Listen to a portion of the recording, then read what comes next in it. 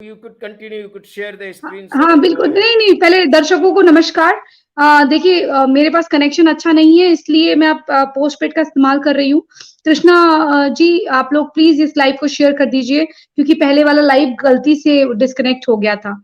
और मैं आपसे रिक्वेस्ट करूँगी कि कोई भी एम के शब्दों को एम ही बोलिए, मोमो बोलिए, क्योंकि वो लोग इसे वो कर रहे हैं। मैंने कि जैसे आप डॉक्टर साहब आपको कहा था, उन्होंने उसको वो कर दिया है। तो अभी आप समझिए, मेरे पास टेक्निकल टीम नहीं है इस वक़्त, तो आप समझिए कि शब्दों का प्रयोग जो है, उपयोग जो है, वो थोड़ा-सा शॉर्टकट में ही करें। जी। ओके, चलें मैं वापस स्क्रीन शेयर करता हूँ, जो जी। पीएफआई रिपोर्ट में बात कर करिए रहा सर, था। करिए। और एक्चुअली वो स्ट्रीम एंड हो गई थी, तो मैं स्टार्टिंग से बता दूँ कि जो बिहार पुलिस है, उसने एक रिटायर्ड पुलिस ऑफिसर को अरेस्ट करा, मोहम्मद जलालुद्दीन, जिसके पास से रिपोर्ट जो है वो लीक हुई। आज से अ 3-4 दिन पहले कुछ लोग और अरेस्ट हुए, पॉपुलर फ्रंट इंडिया के, जिन्होंने ये टूल किट बना रखी थी। इंडिया 2047, यानी आज़ादी के जब 100 साल पूरे होंगे तो इंडिया पे पूरी तरह कब्जा कर लिया जाएगा, इस पे रिपोर्ट थी। और ये था कि आम लोगों में सर्कुलेट नहीं होगी, ये इंटरनल डॉक्यूमेंट है। उन्होंने ये बताया कि मुस्लिम्स जो हैं वो 9 डिस्ट्रिक्ट में तो 75% से ज़्यादा पॉपुलेशन रखते हैं, लक्षद्वीप या जम्मू और कश्मीर वगैरह में। उनके पास सपोर्ट के लिए ओआईसी है, वो इंडिया में दूसरी सबसे बड़ी पॉपुलेशन है मुस्लिम की। और फिर उसके बाद ये कहा कि हमें एक लीडरशिप की ज़रूरत है, कि हमारे अंदर एक लीडरशिप खड़ी हो, ताकि हम जो थ्रेट्स हैं कि मुस्लिम्स जो हैं इंडिया के अंदर, कि वो एक सेकंड क्लास सिटीज़न बने हुए हैं, एक सेकंड ग्रेड सिटीज़न, इस चीज़ से वो निकलें। और उसके लिए popular front of India PFI जो है, उसने उनके लिए रोड मैप तैयार करा है, कि ब्रिटिशर्स ने जो रूल ख़त्म कर दिया था मुस्लिम्स का इंडिया के अंदर, वरना वो इंडिया पे राज कर रहे थे, जो उनसे उनका राज छीन लिया था अनजस्टली, उसको वो वापस पा लें। जिसमें उन्होंने ये टारगेट करा कि 2047 तक वो वापस इस्लामिक गवर्नमेंट एस्टेब्लिश कर लेंगे इस कंट्री के अंदर।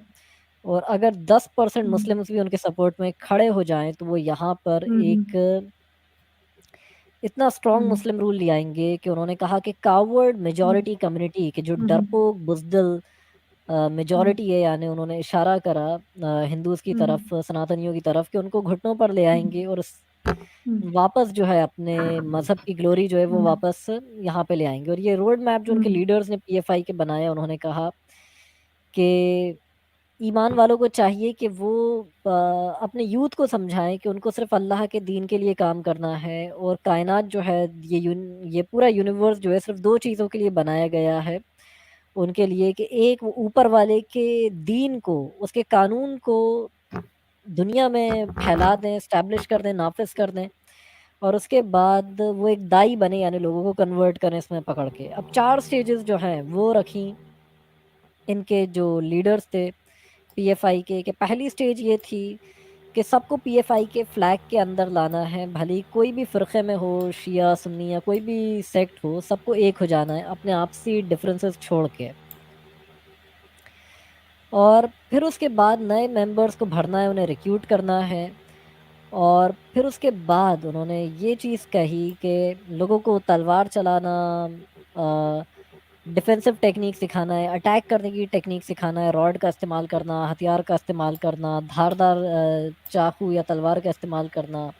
और सेकंड स्टेज ये होगी कि अपना नैरेटिव जो है वो बनाना, कि मोबिलाइज़ होना, लोगों की हत्या करना जो उनके ख़िलाफ़ बोले, ताकि वो टेरराइज़ कर दें अपने अपोनेंट को।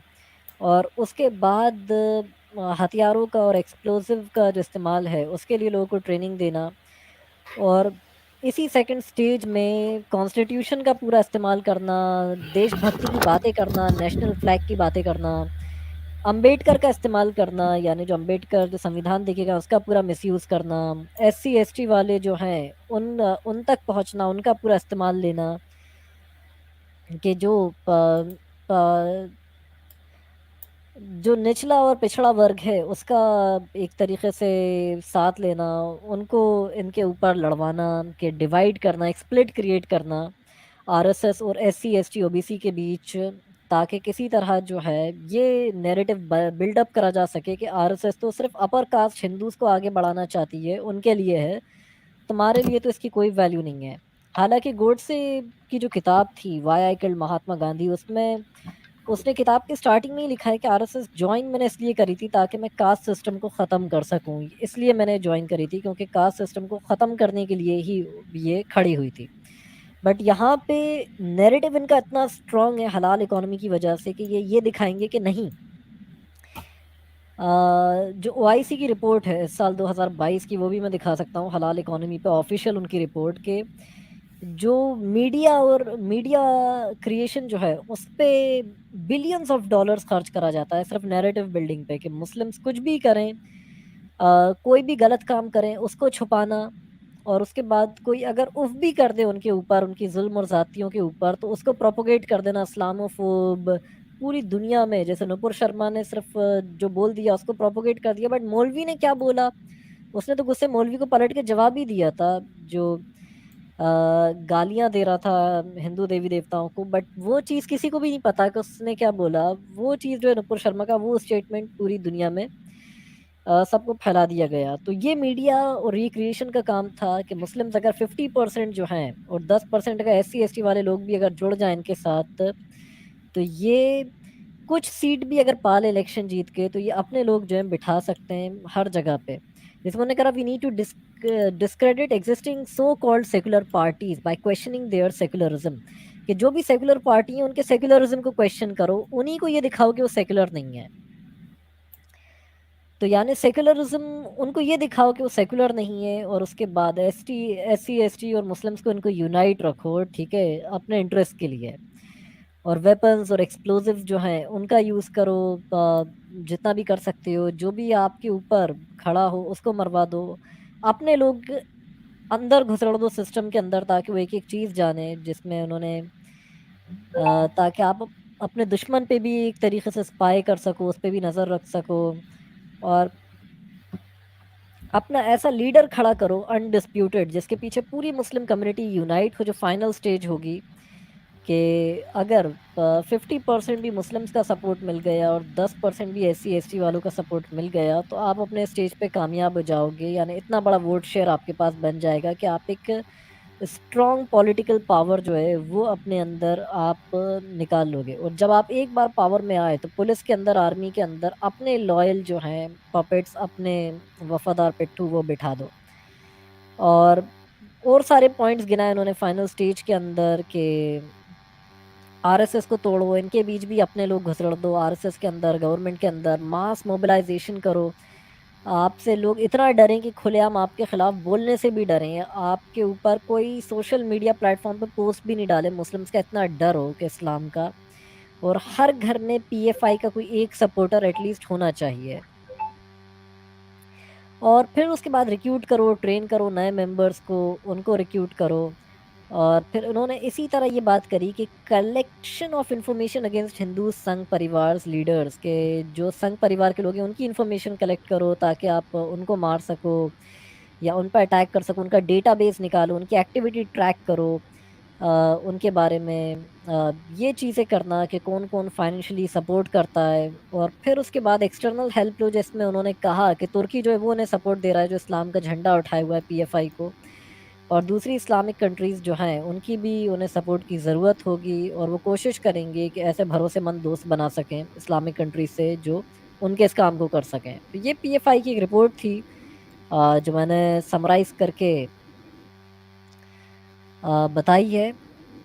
और अनफॉर्चुनेटली लेट्स सी कि अब हम किस डायरेक्शन में जाते हैं और क्या होता है।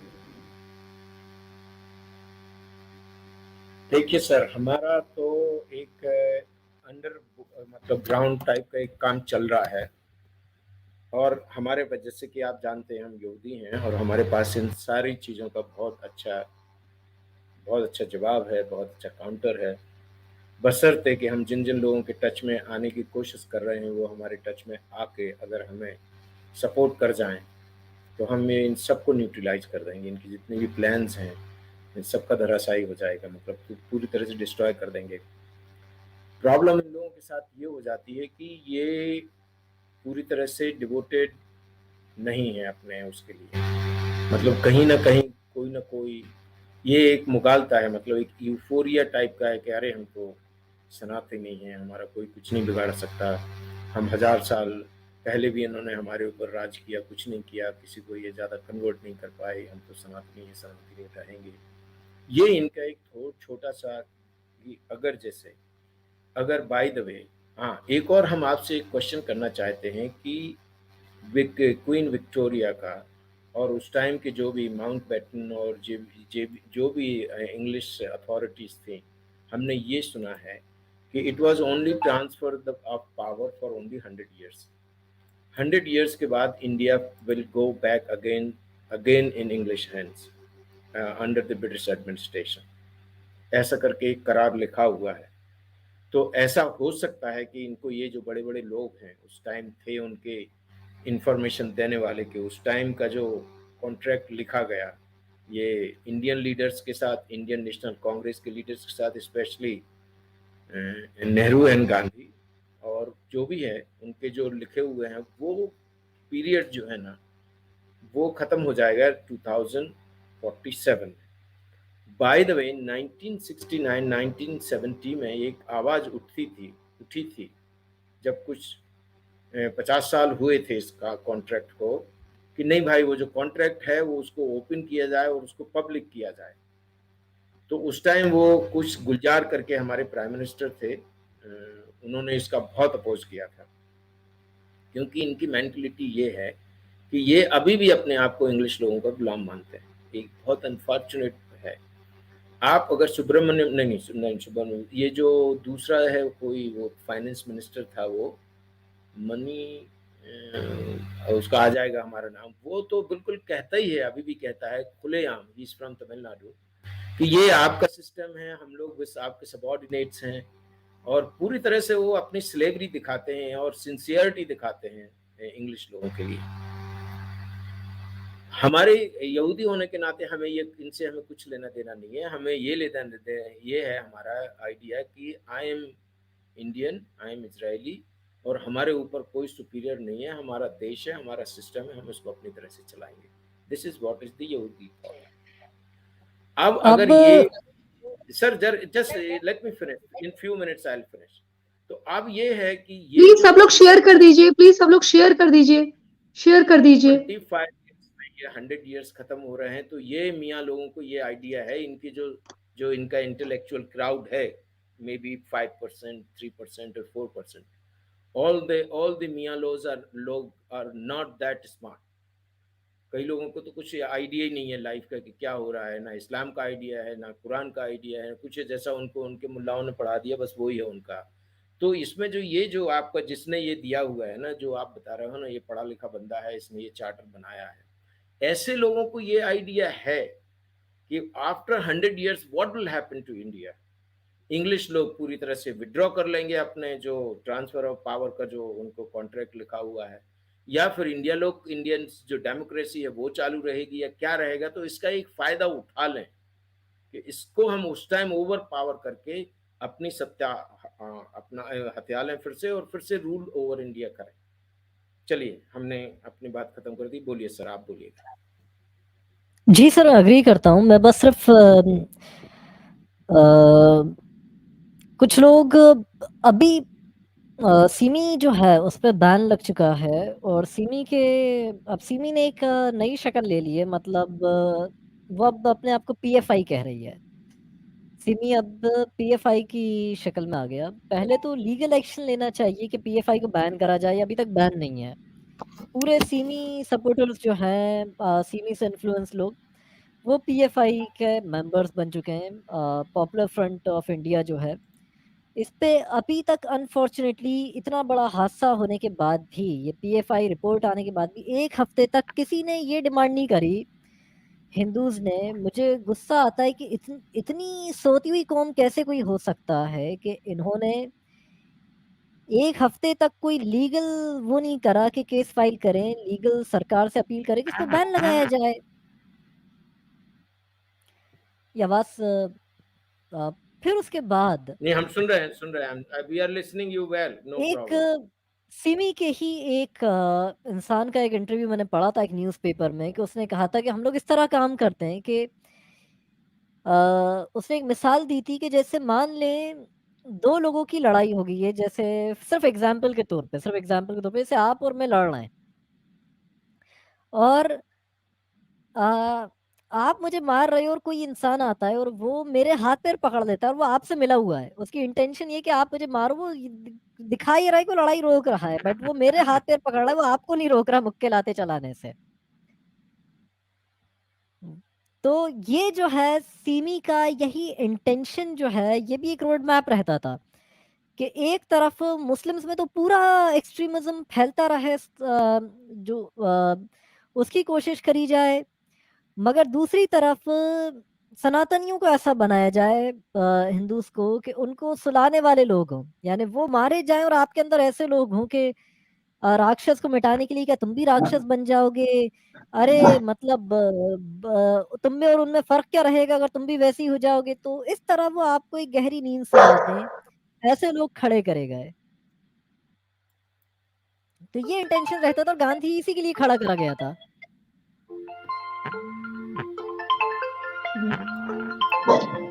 तब तक सारे लोग golden words, thank you so much infidel. Please आप लोग शेयर कर दीजिए, प्लीज शेयर कर दीजिए। अपोस्टेट इमाम बहुत ही तर्कपूर्ण बातें रखते हैं, प्लीज इसे शेयर करिए ताकि हमारी बात अच्छी से जाए, क्योंकि अपोस्टेट इमाम जो है बिल्कुल लॉजिकल बातें करते हैं और विद प्रूफ बातें करते हैं, और इसलिए मैं चाहती हूँ कि आप लोग प्लीज इसको शेयर करिए, प्लीज जी। डॉक्टर अरुण ड्रॉप हो गए। मेरी हाँ, वो सारी आ बातें जाएंगे वापस उनका। वो एकेडमिक एक्चुअली, रहती है, हाँ जब जी जी, तक वो actually he the practicing doctor, तो वो आते रहते हैं और वो जाते रहते हैं। आप तब तक शेयर करो, ठीक है ना। आप, वैसे तो मुझे आपके साथ आ गए वापस। वैसे तो मुझे आपके साथ लाइव करना था 2 दिन पहले, 2 दिन के बाद, और मैं करूंगी आपके साथ, बाद में भी करूंगी मैं आपके साथ टॉपिक को लेकर। डॉक्टर आरन आ गए हैं, आप कंटिन्यू रखो अपोस्टल मैम, आप दोनों कोऑर्डिनेट करके बात करते रहो और सब लोग शेयर कर दीजिए प्लीज। सीताराम गोयल जो हैं उन्होंने सूफीज़्म के अगेंस्ट बहुत लिखा। उन्होंने बहुत कंटेंट लिखा और सीताराम गोयल जो थे वो एक टाइम पे कट्टर कम्युनिस्ट थे। मतलब वो कम्युनिस्ट, एक बहुत कट्टर कम्युनिस्ट थे, बट बाद में उन्होंने कम्युनिज्म छोड़ा और एंटी कम्युनिस्ट हुए और उन्होंने सनातन धर्म को अपना लिया और उन्होंने कम्युनिज्म को पूरी तरह एक्सपोज करा। उन्होंने ये बताया कि कैसे गांधी और नेहरू, ये दोनों भी कम्युनिस्ट थे और कैसे ये काम कर रहे थे इंटरनली बर्बाद करने का, कि और कोई भी रेवोल्यूशनरी मूवमेंट अगर उठती तो उसे कैसे ये लोग ख़त्म कर दिया करते थे। सीताराम गोयल ही थे जिन्होंने Hindu temples what happened to them किताब लिखी, जिसमें उन्होंने 4000 जो है मंदिरों की पूरी लिस्ट बताई अपनी किताब में, जो तोड़े गए मुगल पीरियड के टाइम पे। और किस तरह उन्होंने औरंगज़ेब, और जो ज्ञानवापी इशू था सबसे पहले उन्होंने ही उस पर बात करी थी। सीताराम गोयल ने, उनसे पहले किसी ने बात नहीं करी थी।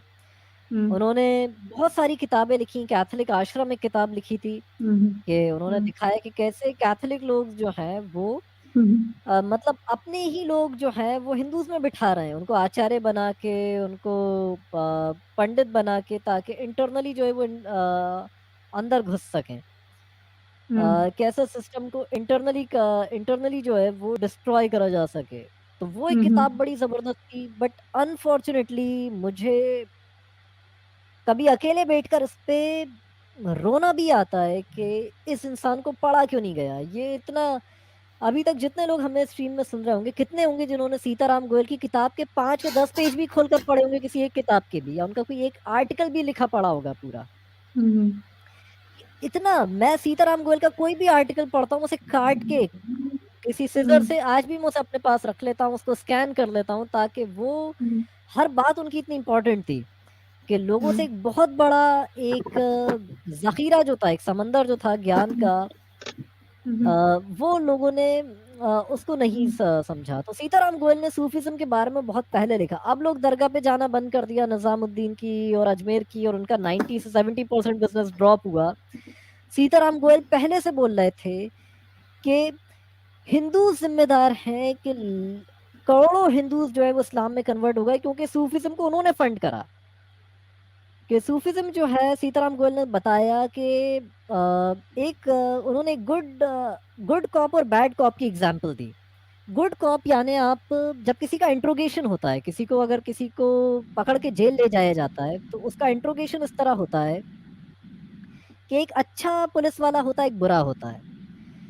जो किसी कैदी से अगर कुछ उगलवाना है, तो जो पहले बुरा पुलिस वाला होगा वो आएगा, मारेगा, पीटेगा, रिमांड पे ले लेगा उसको, उससे बदतमीजी से ट्रीट करेगा, उसे रुला देगा, उसे इतनी बुरी तरह ट्रीट करेगा जो कैदी होगा। फिर एक गुड कॉप आएगा, जो बड़ा मासूम सा कोई दिखने वाले इंसान को एक काम दिया जाएगा। और सद्दाम हुसैन से भी इसी तरह बहुत सारी चीजें उगलवाई गई थी कि एक आदमी उसे मारता था, पीटता था, बहुत बुरी से ट्रीट करता था, और दूसरा आके कहता था कि कितना बुरा इंसान है, आपको कितनी बदतमीजी से ट्रीट करता है, इसके अंदर इंसानियत नहीं है, जानवर है ये। और वो सद्दाम हुसैन से कहता था कि आप तो मेरे बाप की तरह हो, या आपसे ऐसे क्यों बिहेव करता है। और ये हालत थी कि सद्दाम हुसैन से उसने इतनी अच्छी दोस्ती कर ली थी कि वो उससे अपनी सारी राज की बातें कर दिया करता था और उसे अपना बेटा मानने लगा था। ये एक्चुअली सूफीज्म जो है गुड कॉप का रोल प्ले करते हैं, कि ये सारे बिलीफ उनके वही लेकिन थे। Sir, Aurangzeb. Excuse me sir, जी sir one minute. Robert Spencer ने वेरी क्लियरली कहा है कि there is no difference between sufism और वहाबिज्म और कोई भी इज्म में, दे आर द सेम। उनका वो जो जिहाद वाला जो इस्लाम है, सूफिज्म भी नहीं कुछ भी जो भी करते हैं दैट इज सुपरफिशियल। कि कितनी सारी उन्होंने यूरोप में सूफिज्म के लोगों ने कितनी कितनी कत्लेआम किया। आपका ही हुआ था ना वो, इन वो लाइव जी, स्ट्रीम में उन्होंने आपके साथ ही ये बोला था वेरी क्लियरली औरंगजेब ही सेड। सूफी था।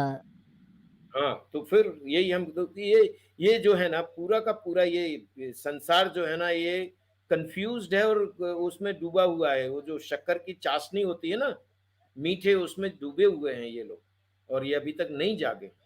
और आप सही कह रहे हैं, करोड़ सूफिज्म वाले लोगों ने करोड़ों हिंदुओं का कन्वर्जन किया। Please continue. और ये क्यों करा? आज हिंदू इस चीज के लिए रोता है कि मुस्लिम 8-8, 10-10, 15-15 बच्चे पैदा कर रहा है, 4-4 शादियां कर रहा है, तो वो किसके पैसे से कर रहा है? आप दरगाह पे जाके वो पैसा दे रहे हो ना। वो तो भूख से बचता नहीं वो इंसान, उसके पास खाने को नहीं था। वो उसको लग रहा है कि मुझे अल्लाह खिला रहा है, कि देखो कि मुझे अल्लाह खिलाएगा, मैं तो करूं 15-15, 20-20 बच्चे पैदा, करूं 4-4 शादियां, मुझे तो अल्लाह खिला रहा है। बट खिला जो है वो हिंदू रहा है। वो उन लंगड़ों पे पैसा दे रहा है, वो उन दरगाहों पे दान पुण्य कर रहा है, वो वहां पे जा रहा है।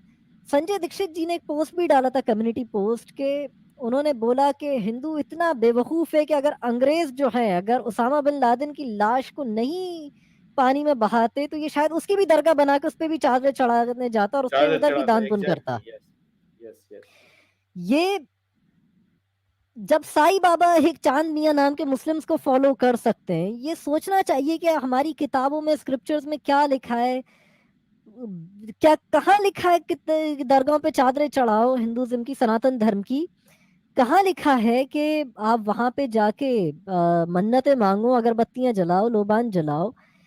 अपनी स्क्रिप्चर्स की नॉलेज ना होना जो है, इस तरह के सुपरस्टिशन चीजों में, अंधविश्वास में फंस जाना, जो एक बहुत बड़ी एक गलती बन जाती है। औरंगजेब ने फतवा आलमगीरी किताब लिखी, वो उसने सीताराम गोयल ने 2000 मंदिरों की लिस्ट बनाई जो उसने तोड़े थे, और खुद एक्सेप्ट करा था। जहांगीरनामा में कुछ एविडेंसेस मिलते थे कि कैसे जहांगीर ने भी क्या क्या करा हिंदूज के साथ। उसने खुद अपनी ऑटोबायोग्राफी खुद लिखी।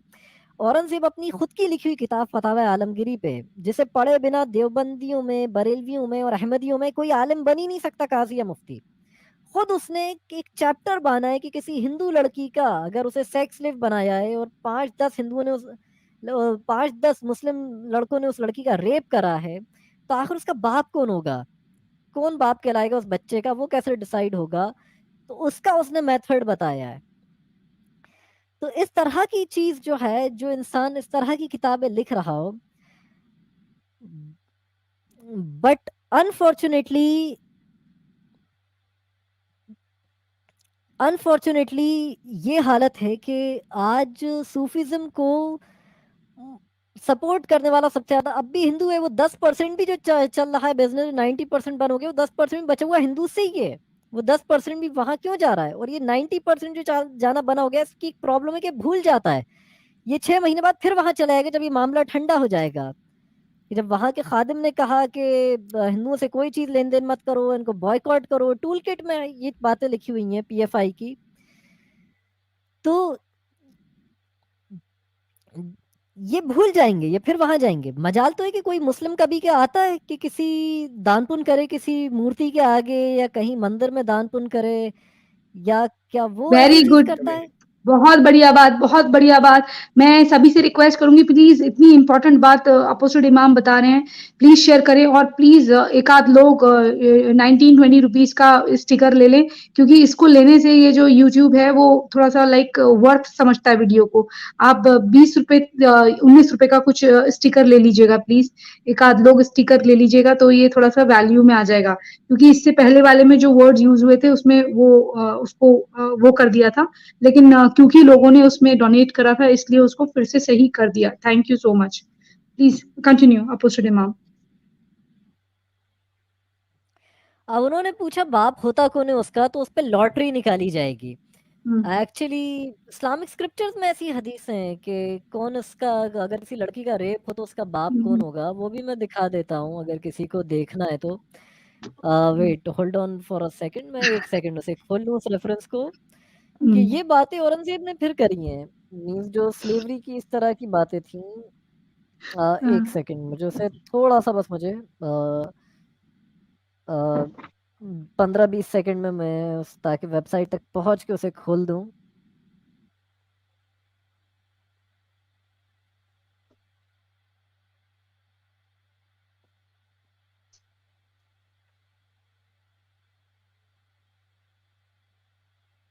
ओके, तो मैं स्क्रीन इस पे शेयर करके दिखाता हूँ कि औरंगजेब ने अगर एक लड़की का रेप करा गया है 4-5 लोगों द्वारा, तो उसका बाप कौन है।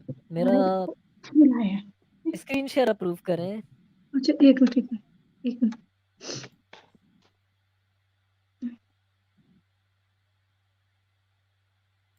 मेरा दिख रहा है? हाँ दिख रहे। ओके, तो ये हदीस ये आप भी देखें, मतलब कि thank you so much Avinash ji, thank you so much, thank you so much.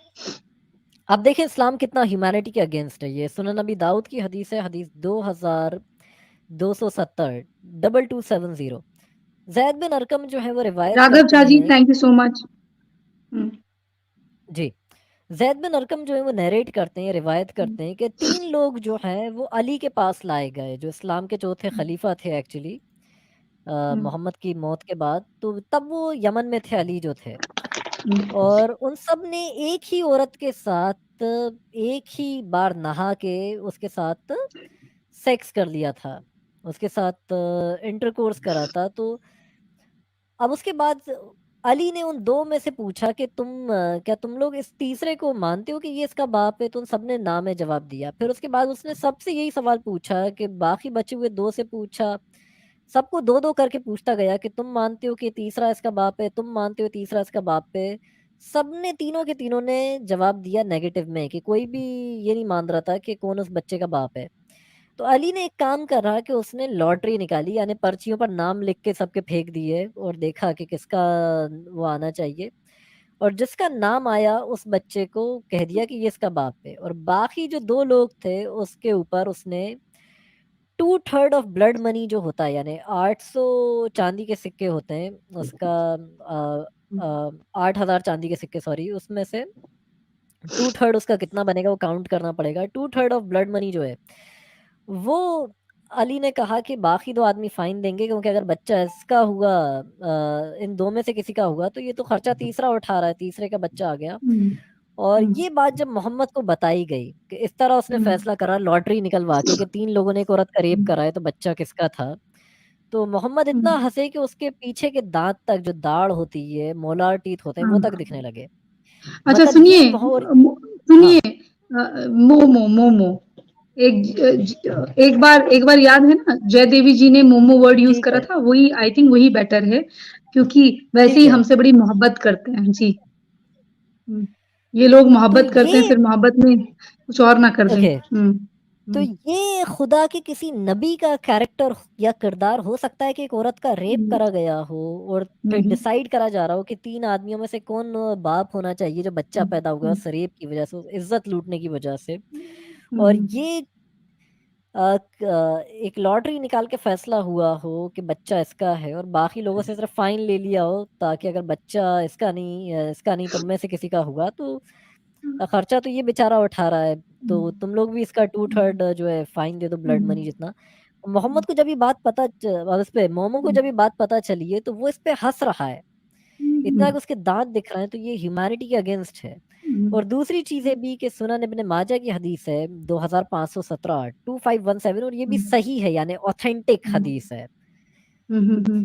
कि दारुसलम पब्लिशर ने इसे ऑथेंटिक कहा है और इसकी Devil Hunter, सारी thank you so much. Thank you so much, Devil Hunter. Thank you so much for your support. It means a lot because ये second live है, तो फिर ये नहीं तो ये गड़बड़ कर देते हैं इसलिए। आप ओके। जानते हैं मुझसे कितनी प्यार करते हैं लोग। Thank you so much super sticker के लिए। जी। जाबिर बिन अब्दुल्लाह जो हैं, उनको हुँ, ये कहते हुए सुना गया कि हुँ, हम अपनी औरतों हुँ, को बेच देते थे, अपनी गुलाम औरतों को, सेक्स स्लेव को और अपने बच्चों की माँओं को।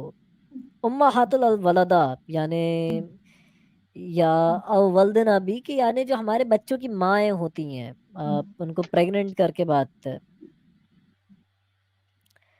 कि उम्माहातुल औलाद के बच्चों की माएँ जो होती हैं, उनको हम बेच दिया करते थे। जब हमारे बीच अ, अरेबिक मोमोज़ ज़िंदा थे और हमें इसमें कुछ गलत नहीं दिखता था। यानी महिलाओं का रेप हो रहा है, उनको प्रेग्नेंट करा जा रहा है और फिर प्रेग्नेंट करके उनको बेच दिया जा रहा है। उनके बच्चे के साथ किसी और को या बच्चे से अलग करके और उसके बाद इस चीज़ में कोई चीज़ गलती जो है कुछ नज़र नहीं आती थी। और ये अरब मोमोज़ के टाइम पे ये चीज़ होती थी।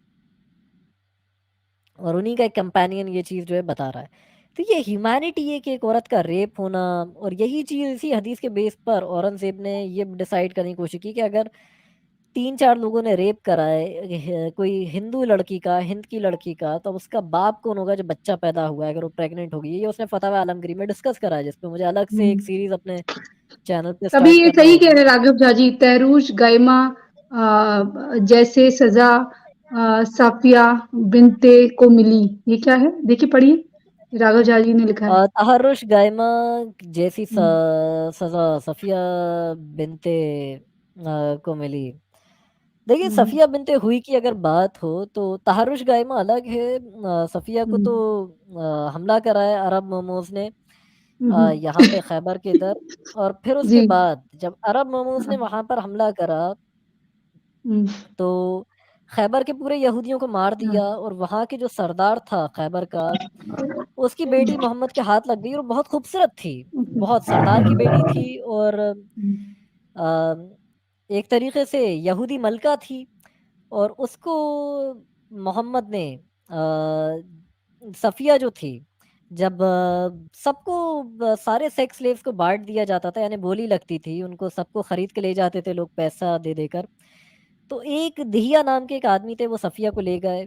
बाद में जब अरब मोमोज़ को ये बात पता चली कि वो तो बहुत खूबसूरत दिखती थी, उसने कहा कि दहिया मुझे दे दो ये लड़की जो है। उसने कहा कि मैं आपको नहीं दूँगा, बड़ी अच्छी दिखती है अल्लाह के नबी। तो कहा कि मुझे दे दो।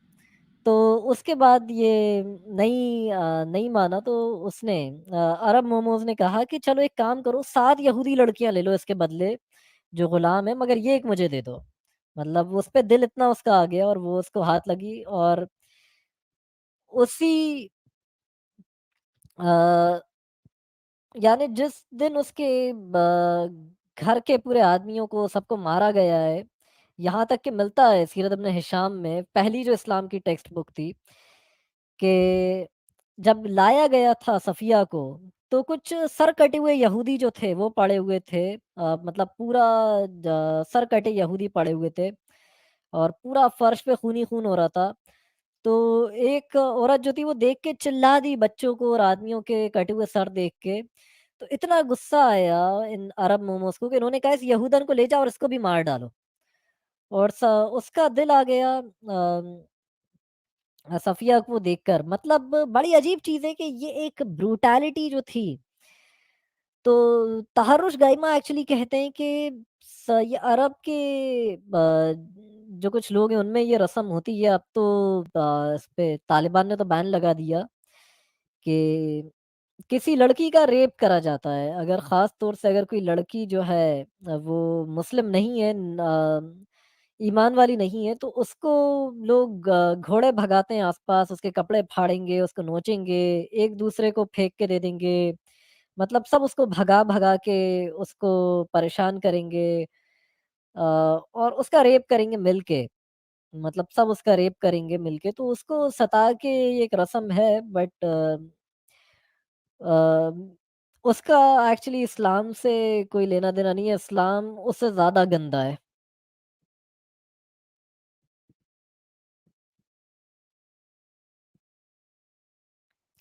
ये कुछ अविनाश जी ने लिखा है, देखिए।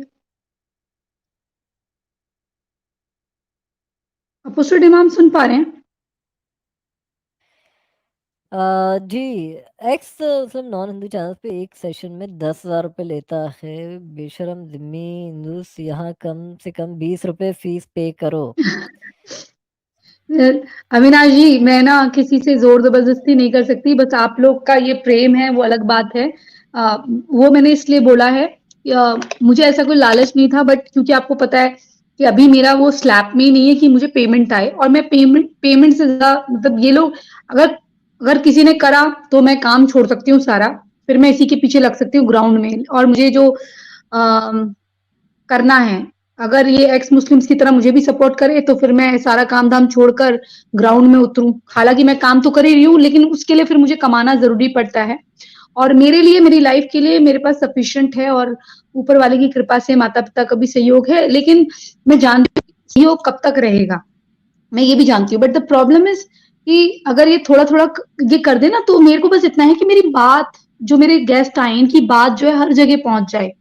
और भी चैनल कर रहे हैं, और भी चैनल भी अच्छा भी काम कर रहे होंगे, लेकिन बस मेरी बात पहुंच जाए, तो वक्त जाया ना हो। जैसे आप लोग यहाँ कमेंट कर रहे हैं, इतने अच्छे अच्छे कमेंट कर रहे हैं, आप लोग अपना इतना सहयोग कर रहे हैं, इतना समय दे रहे हैं, तो फिर ये समय जो है ना सार्थक हो जाएगा, पॉजिटिव हो जाएगा। The time you guys are giving to me will be worth if people will listen to it more.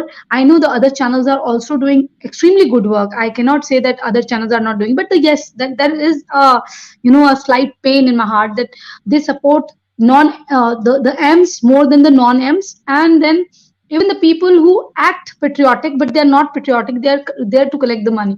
But here my aim is, if they support me, I will be able to open the organization, like, yeah, fine, and do the Mossad kind of thing. But unfortunately they're not supporting me that much like they support the others. So ठीक है, vice versa है, ठीक है, चलता है। क्या कर सकते हैं, बस ये है कि मैंने जो छोटा स्टिकर खरीदने के लिए बोला, वो इसलिए बोला कि आ जाए, बस थोड़ा वो समझ ले कि हाँ, ये अगर इस चैनल को, मतलब इसको इतना भी कर रहे हैं, स्ट्रीम को सपोर्ट, कुछ लोगों ने कुछ दिया है, तो खाना पीना खा के, हम खाना पीना खा के लोग बैठे होंगे, मैं खाना पीना छोड़कर बैठी हूँ, क्योंकि मैंने कुछ भी नहीं खाया, मेरा तो फास्टिंग ही रहता है, मैं एक टाइम खाना खाती हूँ। तो मैं यहाँ पे बैठी हूँ, तो मैं सोच रही हूँ कि छोटा मोटा भी ले ले, तो लाइक बर्थ हो जाए, बस इतना है। जी, अपोस्टल मैम, थैंक यू, आपकी बात एक्चुअली बिल्कुल सही नैरेटिव है, थैंक बिल्डिंग हमारे अंदर नहीं है, नैरेटिव यू। बिल्डिंग हाँ, हमारे अंदर ज़ीरो है, या झूठ नहीं माइनस बोला में जाता। बोलूँगा मैं। हम्म। कि ये ये जो पीएफआई का डॉक्यूमेंट लीक हुआ, इसमें यही बात बोली कि हमें नैरेटिव बिल्ड करना है, यानी अपने नैरेटिव हम्म। को, अपनी बात को इतना स्ट्रॉन्ग करना है कि वो हर लोग तक पहुँच जाए। अ, वो वर्ड को, साल कुछ कुछ जो वर्ड्स होते हैं, सुनिए सुनिए, जो वर्ड्स अगर कमेंट के कुछ वर्ड्स अनसेंसर्ड होंगे, तो उसे आर कर दीजिएगा, तो वो समझ जाएंगे हम लोग, ठीक है ना? जी, बोलिए, राघव जी का कमेंट है, पढ़िए। चलो इसमें अब ठीक है, roses are red, sky is blue. Little mom was 9, so he was 52. Yeah, somebody says 54, somebody says 78. I don't know what he was actually, what was the real age. अलग-अलग नैरेशंस अलग-अलग बातें करती हैं, बट हम थोड़ी छूट दे के 52 कर देते हैं कि लो, ताकि कोई हम्म। डिबेट करे तो वो इमाम सर, रेफरेंस ले आए इमाम जिसमें सर, जस्ट 54 साबित वन होती है, तो सेकेंड। उल्टा फंस जाए प्राची, कि तुम। जी। इमाम sir, just one second sir. Prachi, एक एक केस आ गया है, मुझे कुछ हाँ। स्टिच लगाने हैं, मैं अभी हम्म। 15-20 तो मिनट मुझे में भी आ जाना जो है होगा ना। एक्चुअली स्ट्रीम नहीं नहीं, सर, करने अपोजिटेड चलते थोड़ा इमाम, हैं।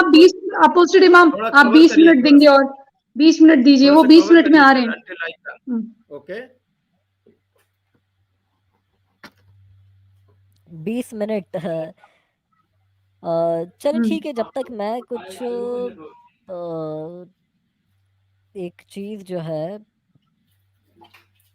एक second, where is the document.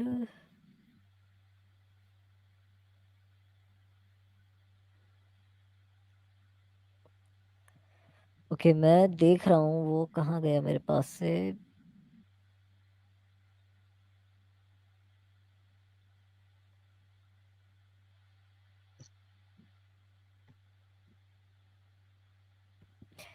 Okay, मैंने एक सेकंड में मैंने ओआईसी की ऑफिशियल रिपोर्ट सेव करी थी हलाल इकोनॉमी पर, तो ओके फाइनली गॉट इट। हम्म,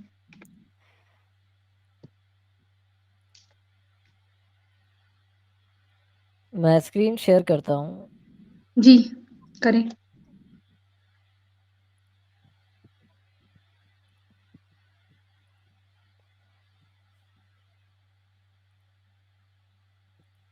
जी हाँ, हो गई। ये जो है state of the global Islamic economy report unlocking opportunity, ये जो है ओआईसी की ऑफिशियल रिपोर्ट होती है, जो वो लॉन्च करते हैं कि हलाल इकोनॉमी किस तरह परफॉर्म कर रही है। क्योंकि पीएफआई रिपोर्ट जो है ये जो इसमें बताया गया है वो हलाल इकोनॉमी के बिना ये चीज़ पॉसिबल नहीं है जो ये करना चाह रहे हैं। और हलाल इकोनॉमी में finance, food, fashion, travel, cosmetics, media and creation जो सबसे डेंजरस चीज़ है, फार्मास्यूटिकल्स, बहुत सारी चीज़ें हैं। ये तकरीबन 204 पेज की रिपोर्ट है। इसको पब्लिश करा जाता है दुबई इकोनॉमी एंड टूरिज्म, दिनार स्टैंडर्ड्स, सलाम गेटवे, इन सब की पार्टनरशिप से इसे वो करा जाता है। और ये पूरा ये बताना कि कैसे जो है हलाल इकोनॉमी की वजह से ये अरब मोमोज को फॉलो करने वाली कंट्रीज जो हैं वो इतना परफॉर्म कर रही हैं कि आसमानों को छूती हुई बिल्डिंग्स बना रही हैं, कंस्ट्रक्शन, और एक एक चीज़ जो है उनके पास पहले तो कुछ एग्जीक्यूटिव यानी एग्जीक्यूटिव समरी है हलाल इकोनॉमी के ड्राइवर्स और अपॉर्चुनिटी पॉइंट्स के, कैसे लोगों को रोजगार देती है, कैसे सिर्फ कम्युनिटी को ही अपनी ग्रो करती है, यानी जो नॉन फ्रेंच मोमोज को फॉलो करने वाले लोग हैं, फ्रेंच नहीं अरब मोमोज को फॉलो करने वाले हैं, वो कैसे मतलब पूरी तरह बायकॉट हो जाते हैं। क्योंकि अगर आप जैसे किसी रेस्टोरेंट में जा रहे हो तो आपको फिर आप खाना खा रहे हो तो आपको वो हलाल चाहिए। तो हलाल जो है अगर आपको हलाल नॉन वेजिटेरियन फूड चाहिए, यानी जानवर को स्लॉटर करा गया, उसका ये नहीं कि एक सेकंड में उसका सर अलग कर दिया उसकी बॉडी से, उसको तड़पा के मारा गया वो एक आध घंटे तक। तो अगर आपको ऐसा वो चाहिए तो उसके लिए ये कि जिसने काटा हो वो भी इस अरब मोमो का फॉलोअर हो, जो उसे पकाता हो वो भी अरब मोमो का फॉलोअर हो, और जहाँ पे सर्व होता हो वो भी अरब मोमो का फॉलोअर हो, जो इसे सर्व कर रहे हैं खाने को। तो पूरी तरह जो है कोई भी नॉन अरब मोमो का फॉलोअर जो है उसको काट दिया गया, उसको पूरी तरह उससे अ, आपने पूरी तरह बॉयकॉट कर दिया। उसके लिए आपने जॉब अपॉर्चुनिटीज खा गए, उसे फाइनेंशियली आपने उसकी बैकबोन तोड़ दी। ट्रेड इन्वेस्टमेंट, पीडीआई, हलाल food, Islamic finance, M friendly travel जो है, मॉडेस्ट फैशन, हलाल फार्मास्यूटिकल, हलाल cosmetics, themed media and recreation, ये सारी चीज़ें जिसमें हम देखते हैं कि पूरा बहुत लंबी रिपोर्ट है ये, बट मैं सिर्फ इसके कुछ चार्ट्स पे आ जाऊं क्योंकि अ, अब हम देखिए चलती किस तरह है हलाल इकोनॉमी। ठीक है, हलाल इकोनॉमी जो है कितना ग्रो कर रही है, ये बताया है कि हलाल फूड जो है वो 1.267 बिलियन डॉलर जो था वो 7.1% उसने ग्रोथ करी है। ठीक है, यानी 1.668 बिलियन डॉलर जो इतना बन गया है, ये तकरीबन 3 ट्रिलियन डॉलर की इकोनॉमी बन चुकी है। ऑलमोस्ट वहां पहुंचने पर ही है कि 5 एक साल में वहां पहुंच जाएगी। तो और ऑलमोस्ट इनका टारगेट यही है कि $7 ट्रिलियन जो है वो 15 साल तक उस टारगेट को रीच कर दें। हलाल कॉस्मेटिक्स, हलाल फूड में तो बहुत सारी चीज़ें आ गई। अब तो ये हालत है कि नेस्ले किटकैट जो है उसको देखा तो उसके पीछे हलाल का सर्टिफिकेट। इवन कैडबरी जो है वो अपने प्रोडक्ट्स के पीछे हलाल सर्टिफिकेट लगा रही है सारे, और वो भी ऑस्ट्रेलिया जैसी जगह में। अगर हम्म cadbury.com/australia/हलाल अगर डालें तो उनकी ऑस्ट्रेलिया की वेबसाइट है हम्म जहाँ पे, या cadbury.au/हलाल, तो उनका हलाल पेज आ हम्म जाएगा जहाँ पे उन्होंने बताया है। इवन पतंजलि हम्म के प्रोडक्ट सारे हलाल सर्टिफिकेट के साथ बिक रहे हैं। हम्म अम, आयुर्वेदिक दवाइयाँ जो हैं वो हलाल सर्टिफिकेट्स के साथ बिक रही हैं। हम्म तो हलाल इकोनॉमी बहुत बड़ा वो है कि इनके पास हम्म इतनी इनकम है जितनी बिल गेट्स के पास या अंबानी के पास भी नहीं होती। बस फर्क ये है कि ये उस पर टैक्स नहीं देते हैं और ये कमाई में काउंट नहीं होती। ये हलाल हम्म कॉस्मेटिक्स हैं। तो हलाल में बहुत सारी चीज़ आ गई कॉस्मेटिक्स में, यानी परफ्यूम जो है वो भी अल्कोहल नहीं हो, हर चीज़ के अंदर के सुअर की चर्बी का इस्तेमाल नहीं हुआ हो, या कोई भी ऐसी चीज़ जो इस्लाम के अकॉर्डिंग हला वो है। मॉडेस्ट फैशन, फैशन भी ऐसा कि जीन्स ऐसी हो कि बॉडी नहीं समझ में आए, या ऐसा कपड़ा हो कि सर से लेके पैर तक के आपके बॉडी को ढांक ले, कि जीन्स भी पहने हो तो फुल हलाल जो है एक तरीके से वैसा ही जीन्स हो, कपड़े हो पूरा, के टॉप जो वो ट्रांसपेरेंट नहीं हो या स्लीवलेस नहीं हो। तो वो ट्रैवल है, हलाल ट्रैवल बहुत बड़ी इकोनॉमी है। आप हज करने के लिए जाते हो, आप उम्रा करने के लिए जाते हो, आप हज या उम्रे के साथ साथ अगर आप किसी शिया हो तो आप नजफ जाते हो, आप इराक जाते हो, आप बगदाद जाते हो, करबला में आप ईरान जाते हो, क्योंकि वो उनके लिए उनकी कंट्री है जहाँ उनके स्कॉलर्स और बड़ी बड़ी उनकी मॉस्क और सब वहीं पर हैं। और आप कहीं ट्रैवल करने जा रहे हो तो आपको हलाल ट्रैवल जो इस तरह वर्क करेगा कि आपको हलाल रेस्टोरेंट दिलवाए, हलाल होटल्स हो, यानी वहाँ पे आपकी फैमिली के लिए पर्दे का इंतज़ाम हो, जो आपको गोश्त सर्व करा जाए वो हलाल हो वहाँ पर। फिर उसके बाद वहाँ पे दारू सर्व नहीं करी जाती हो, या आपको ऐसे ग्लास में वहाँ पे एक एक चीज़ आप खाओ पियो जहाँ पे नमाज का इंतज़ाम हो, वज़ू करने के लिए पानी हो पूरा, के तो पूरा एक ऐसा एनवायरनमेंट हो कि आपको जो आपका एक रिलीजियस एनवायरनमेंट है वो आपको मिल सके। तो वो हलाल टूरिज्म में, कि आप फ्लाइट में भी जाते हो तो वहाँ पे हलाल फूड सर्व करा जाए, वहाँ दारू नहीं हो, पूरी ऐसी चीज़ हो कि आपको बता दिया जाए कि नमाज का टाइम हो गया है, ये हो गया। तो एक एक चीज़ जो है वो हलाल टूरिज्म में आ जाता है। और जी इनकी वजह से मीडिया और क्रिएशन, तो मीडिया एंड रिक्रिएशन जो है 7.5% उसने ग्रोथ करी है। 308 बिलियन डॉलर की, मतलब इतनी बड़ी वो बन गई है। ये एक मार्केट बन चुका है। मीडिया और रिक्रिएशन जो है उसमें ये कि ऐसे सीरियल्स बनाए जाएंगे जैसे अर्तगल गाजी है, जो लोगों के अंदर जिहाद का जज्बा पैदा करे, इस्लाम को प्रमोट करे। अल जज़ीरा या जितने भी न्यूज़ चैनल्स हैं वो आपका प्रोपेगेंडा फैला सकें कि आप जो भी कर रहे हो वो चीज़ पॉपुलर हो, लोगों तक पहुंचे। यानी आप जो झूठ भी जो भी चाह रहे हो ब्रेन वॉश करना, वो हो सके। तो वो हलाल मीडिया और रिक्रिएशन जो है वो काम करती है। फार्मास्यूटिकल है हलाल, और इवन इसमें हलाल हॉस्पिटल्स भी मिल जाएंगे आपको। और बहुत बुरी-बुरी चीज़ें होती हैं। अभी जैसे एक केस आया था कि एक मोमो डॉक्टर जो था उसने एक लड़की के एक पे बच्चा जो है उसका सर काट दिया था उसकी डिलीवरी करने की जगह, और बचा हुआ जो बच्चा था उसकी डिलीवरी उसे कहीं और करवाना पड़ी थी। तो और जी यहाँ पे जो येलो कलर से इन्होंने मैप दिया ट्रेड अपॉर्चुनिटीज़ के, कैसे कंट्रीज जो है ट्रेड अपॉर्चुनिटीज़ में अच्छा परफॉर्म कर सकती हैं। तुर्की, सऊदी अरेबिया, यूएई, इंडिया। जो येलो कंट्रीज़ हैं वो तो क्लियरली मोमो को फॉलो करने वाली कंट्रीज़ हैं, बट इंडिया भी दूसरे नंबर पर है। और फिर उसके बाद उन्होंने जो चाइना, रशिया, यूएसए, ब्राज़ील, यानी इन कंट्रीज़ में भी, इंडिया में भी, यहाँ पे भी इन्होंने अपने लिए बिजनेस अपॉर्चुनिटीज बना ली हैं हलाल इकोनॉमी के थ्रू। और ये ओआईसी की ऑफिशियल रिपोर्ट जो है पूरी वो कह रही है कि कुछ उन्होंने ग्राफ और चार्ट से बताया कि उन्होंने कि कौन सा कि कि किस चीज़ में वो कौन सी कंट्री जो है ज़्यादा फैल रही है पूरी दुनिया को, उन्होंने गोल सर्कल के अंदर उन्होंने रख के दिखाने की कोशिश करी है कि जैसे मलेशिया जो है वो इतना ज़्यादा इन प्लेटफॉर्म्स में आगे जा चुका है। मलेशिया एक्चुअली सब में ही आगे। मैं ये चार्ट थोड़ा डिफिकल्ट, एक इजी चार्ट के थ्रू समझाने की कोशिश करता हूँ। हलाल प्रोडक्ट्स में हलाल मेकअप के हिजाब के साथ ऐसा जो है वो हो, हलाल लिपस्टिक, हलाल आईलाइनर, ये वो।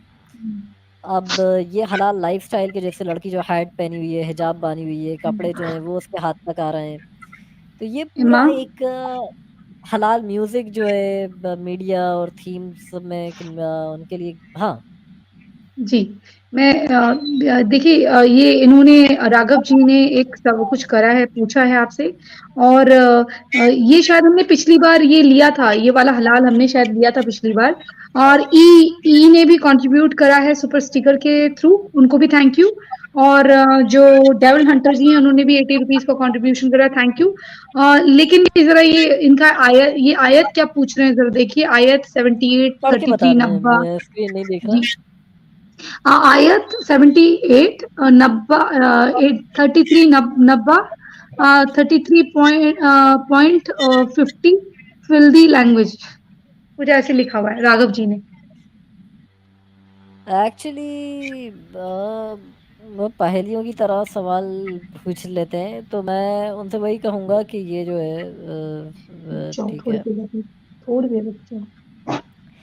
चले, तो ये सूरह नबा की आयत की बात कर रहे हैं, कुरान की, जिसमें एक्चुअली इसमें कि ये आता है कि तुम्हारी जन्नत में ऐसी बीवियां होंगी। अब वो लैंग्वेज भी ट्रांसलेट करना नहीं चाहता, कि आता है कि तुम्हारी जन्नत में ऐसी मतलब बीवियां तुम्हें दी जाएंगी जिनकी बड़ी बड़ी छातियां होंगी। मैं उसको दिखाई देता हूँ स्क्रीन पे, मुझे पढ़ने से अच्छा व्यूअर्स खुद ही रीड कर लें। मैं उसे खोल देता हूँ उस वर्ड्स को। तो ये वो वर्ड्स जो है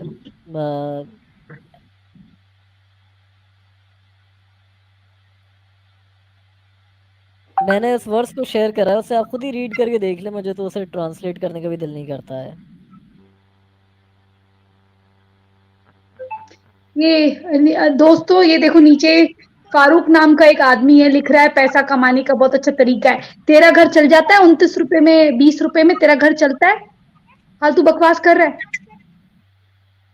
ये जो अपोजिट इमाम बोल रहे हैं ना, ये एक्स मुस्लिम है, तो इनकी बातें सुनो, ये पढ़े लिखे हैं, एजुकेटेड है, ठीक है, बुक्स लिखते हैं ये। अब किस नाम से आते हैं ये नहीं बता सकती मैं, ठीक है।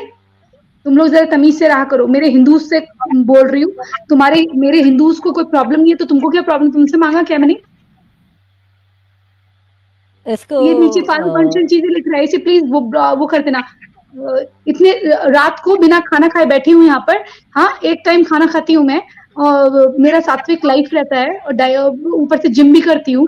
हाँ तू यहाँ पर मुझे बोल रहा है, मैं मेरा डॉग ने भी खाना नहीं खाया है, वो बेचारा मुझे बार बार आके वो कर रहा है क्योंकि ये डॉग फूड नहीं खाती है, वो खा लेता है सारा खाना, ये कुछ नहीं खाती है, ये यहाँ पर आके मैं इसको संभालना पड़ रहा है, मेरे हाथ के अलावा किसी के हाथ से नहीं खाती खाना।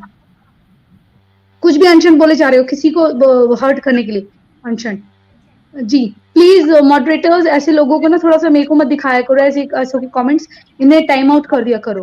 पैसा कमाने का अच्छा तरीका है, तू कितने दे रहा है मेरे को, दिल्ला दे दे 10-20 करोड़, बकवास कर रहा है फालतू की, कुछ भी बोल दोगे मदरसा छाप। तो मैंने जी स्क्रीन शेयर करा है इस वर्ड्स को, जिसके मांग रहे थे राघव जा, वो दिखा दें। और एक मिनट दिखा देती हूँ, sorry sorry, I will mute okay, my self.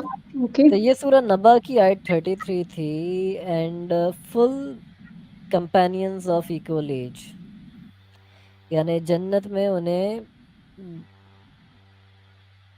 बड़ी बड़ी जो हैं क्या वो खुद पढ़ लें, वैसी जो उनको बीवियां दी जाएंगी जो उन्हीं की एज की होंगी, यानी इक्वल एज होंगी।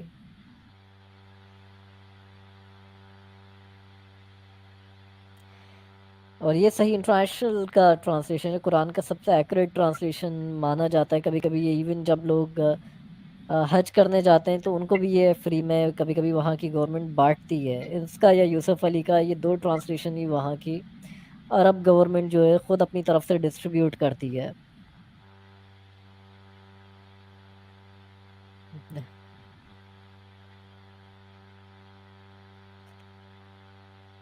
सो मैं इसको वो करता हूँ। Okay, so doctor Arun ji भी जुड़ गए हैं। मुझे भी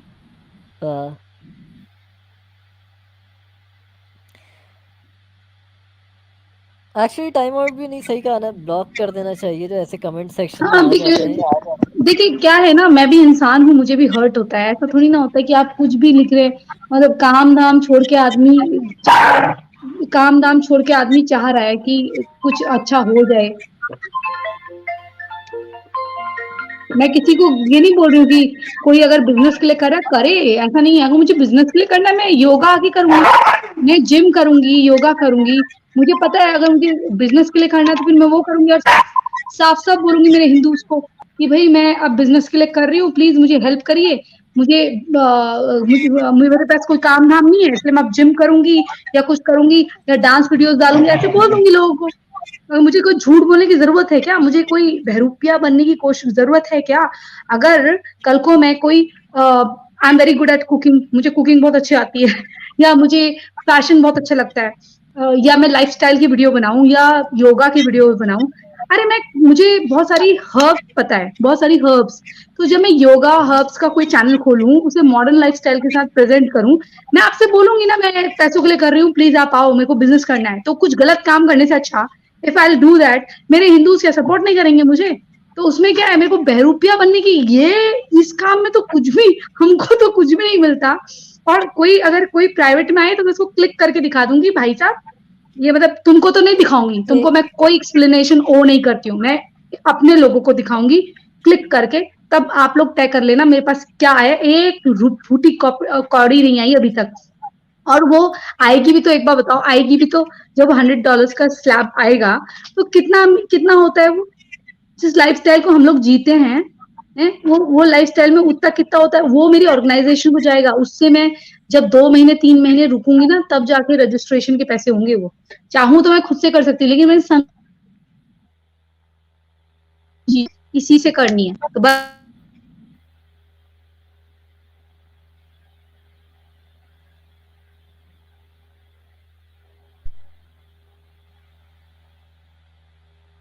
जी चलें ठीक है, मुझे भी एक स्ट्रीम पे जाना था, तो 1 घंटे हम लोग को हो गया है। सो नेक्स्ट टाइम जो ये एकदम पता नहीं था, मैं मैसेज देखा आपका, मैं कनेक्ट हो गया डिस्कॉर्ड पे। सो हम next thank time you so फिर मच, डिसाइड थैंक करके यू सो स्ट्रीम मच। कर लेकिन सकते मुझे आपके साथ फ्राइडे को लाइव करना है, तो आप फ्राइडे का बना लीजिएगा प्रोग्राम, कोई भी हैं। अच्छा चलें ठीक मुद्दा है, ले कोई लीजिएगा। टॉपिक डिसाइड करते हैं। हाँ हाँ, कुछ बढ़िया टॉपिक विद, आपके पास तो वैसे भी प्रूफ रहते हैं, है ना? तो प्लीज करिएगा प्रिंसेस। चलें ठीक है, सबको गुड नाइट। ठीक है, थैंक यू सो मच जी हाँ, गुड अपोस्टोडी नाइट। मैम, आपके कीमती चलो वक्त के लिए, आपके चलो ठीक बहुमूल्य समय के लिए। है, और गुड नाइट, शुभ रात्रि सबको। और आपने जितना यहाँ ज्ञानवर्धन किया हमारा, और बहुत ही बढ़िया बातें बताई आपने, ठीक है ना? थैंक यू अच्छा, सो मच। जी जी। क्या लिखा हुआ है तरुण वत्स में?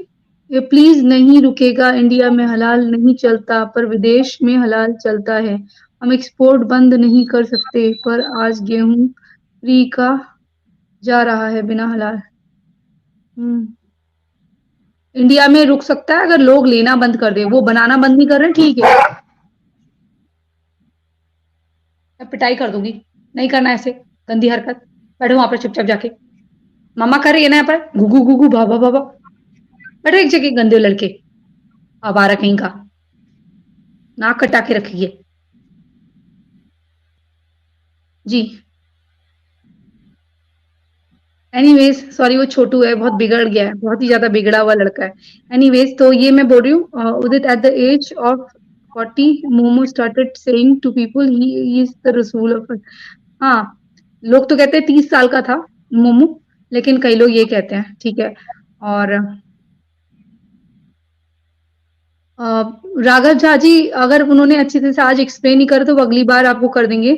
प्रीतम कुमार, अच्छा मैं एक चीज बोल रही हूँ, एक तो प्रताप सिंह अधिकारी की आईडी से, और प्रीतम कुमार जी, आपका यूजर नेम लिख के ये व्यक्ति आए थे यहाँ पर, जो लास्ट में जिसको मैंने स्ट्रीम में नहीं लिया, उसने एक बेवकूफी कर दी, उसने एक फोटो लगा दी और वो फोटो इतनी जैसे होते हैं ना एम छाप, उसी की जैसी थी यूं करके।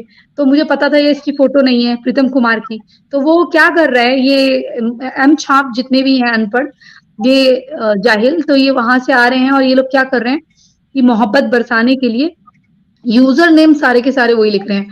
और मजे की बात यह है कि बहन बोलते हैं, अगर तुम्हें गाली ही देनी है तो बहन क्यों बोलते हो, सीधे सीधे जो बोलना तुम्हारे मुंह में जो है वो बको ना। जैसी कौवा हंस की चाल नहीं चल सकता, वैसे ही तुम्हारी जो सीरत है उसी को तुम रहो, सूरत बदल के आने की कोशिश ना करो, ठीक है। इंसान अपने किरदार को नहीं छोड़ सकता, अगर बद किरदार हो तो बद किरदार ही रहोगे। फिर कहोगे हम तमाम हाजरातों पे मुसलमानों पे बद किरदारी का इल्जाम लगाया है। ऐसी दुनिया दुश्मन ना बन रही तुम्हारी, हेट नहीं कर रही तुम्हें। जी डॉक्टर एरन आप हैं लाइन पे, या डॉक्टर एरन सुन के जो चले गए हैं, क्योंकि उनको जाना था, 20 मिनट बाद आएंगे वो बोले हैं। Double Hunter thank you.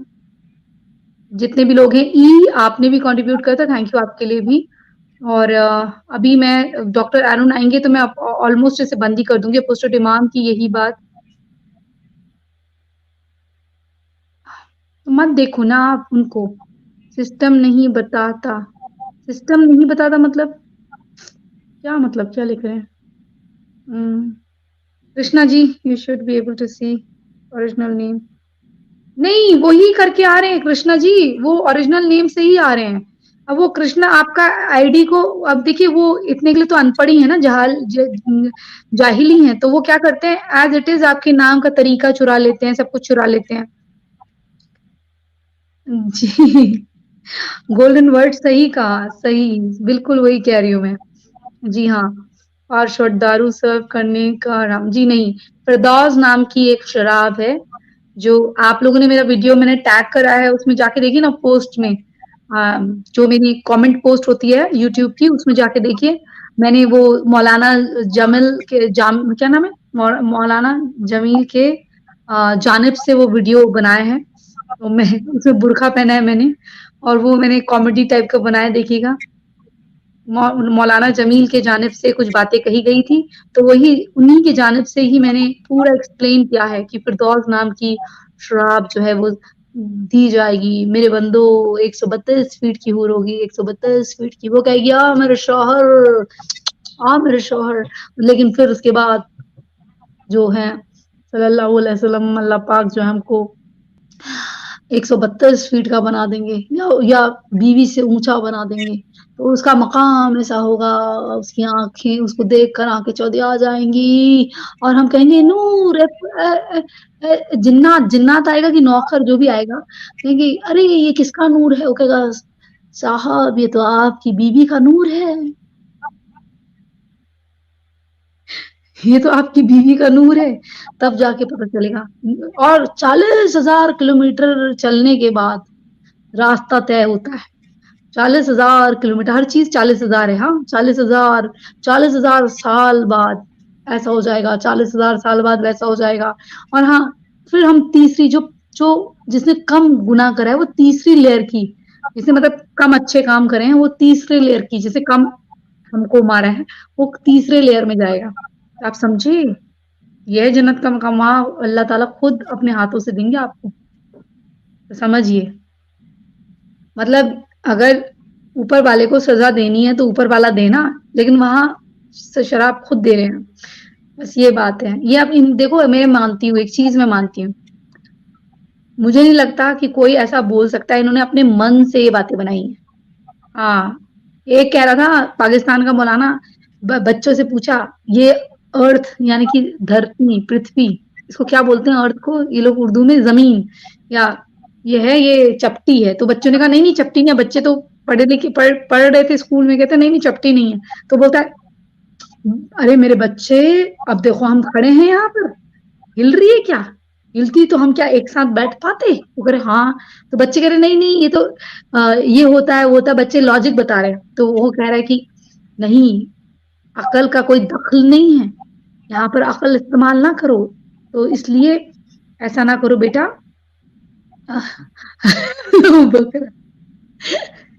Wicked मॉन्ग क्या लिख रहे हैं। तो उसके बाद उन्होंने बच्चों ने उसको समझाने की कोशिश करी, लेकिन उसने बच्चों को थोड़ा उटपटांग बातें करके, बच्चे हंस भी रहे हैं, लेकिन अब क्या करें, बच्चे तो अब बड़ों के आगे बात ना करो, वहां पर बड़ों के आगे बात नहीं करनी, लेकिन जब बड़े हो जाते हैं, जब ऐसी एज में आ जाते हैं, जब जॉब करनी हो, कुछ करनी हो, तो ये फालतू के काम करते हैं, समझ गए, यही फालतू के काम की रूह महकेगी, हमको मारने के बाद रूह महकेगी, फला होगा, ढिमकाना होगा, ये होगा। अब आप खुद सोचिए, मरने के बाद कोई ये जिस्म महकता है। और हाँ, एक चीज और, ये जैसे हमारे, जब हम लोग, जैसे अगर मैंने अपना बॉडी को दान कर दिया है, ठीक है, मैंने अपनी बॉडी दान कर दी है, दान इन द सेंस डोनेट कर दिया, अगर मैं जाऊंगी तो मेरी आंखें, मेरी नाक, मेरा फेस किसी को लग सकता है, एक आदमी 8 लोगों को ऑर्गन दान कर सकता है, ऑर्गन ले लेते हैं हमसे, लेकिन जब देने की बात आती है तो कहते हैं नहीं नहीं। एक कोई जज थे, उन्होंने भी ऑर्गन डोनेट करे, मुस्लिम थे, लेकिन जब उनका वक्त नजदीक आया तो उन्होंने उसको वो कर दिया, डिनाइल कर दिया, उसको डिनाई कर दिया, रिफ्यूज कर दिया। क्यों? क्योंकि उन्होंने भी एंड में ये माना कि जब मैं कब्र में जाऊं तो साबुत जाऊं, क्योंकि ऊपर। अब आप खुद सोचिए, इतना ऐसा बददिमाग है, तो फिर काफिर का लेना क्यों है?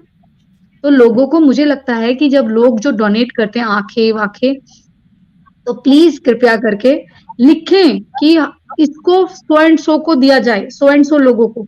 हमारी चीजें किसी ऐसे आदमी को ना देखी, हमारी चीज, हमारी आंखें, हमारी नाक, नैन नक्श जो भी हैं, किसी ऐसे को ना दिए जाएं जो हमारे ही खिलाफ चीजों को देख देख के बूम बूम बनाने का काम करे, ठीक है ना, या टुक टुक टुक टुक करने का काम करे, हमें हमारी आंखों से ही देख रहा है, पता चल रहा है, फिर यही काम कर रहा है ऊपर जाने के लिए।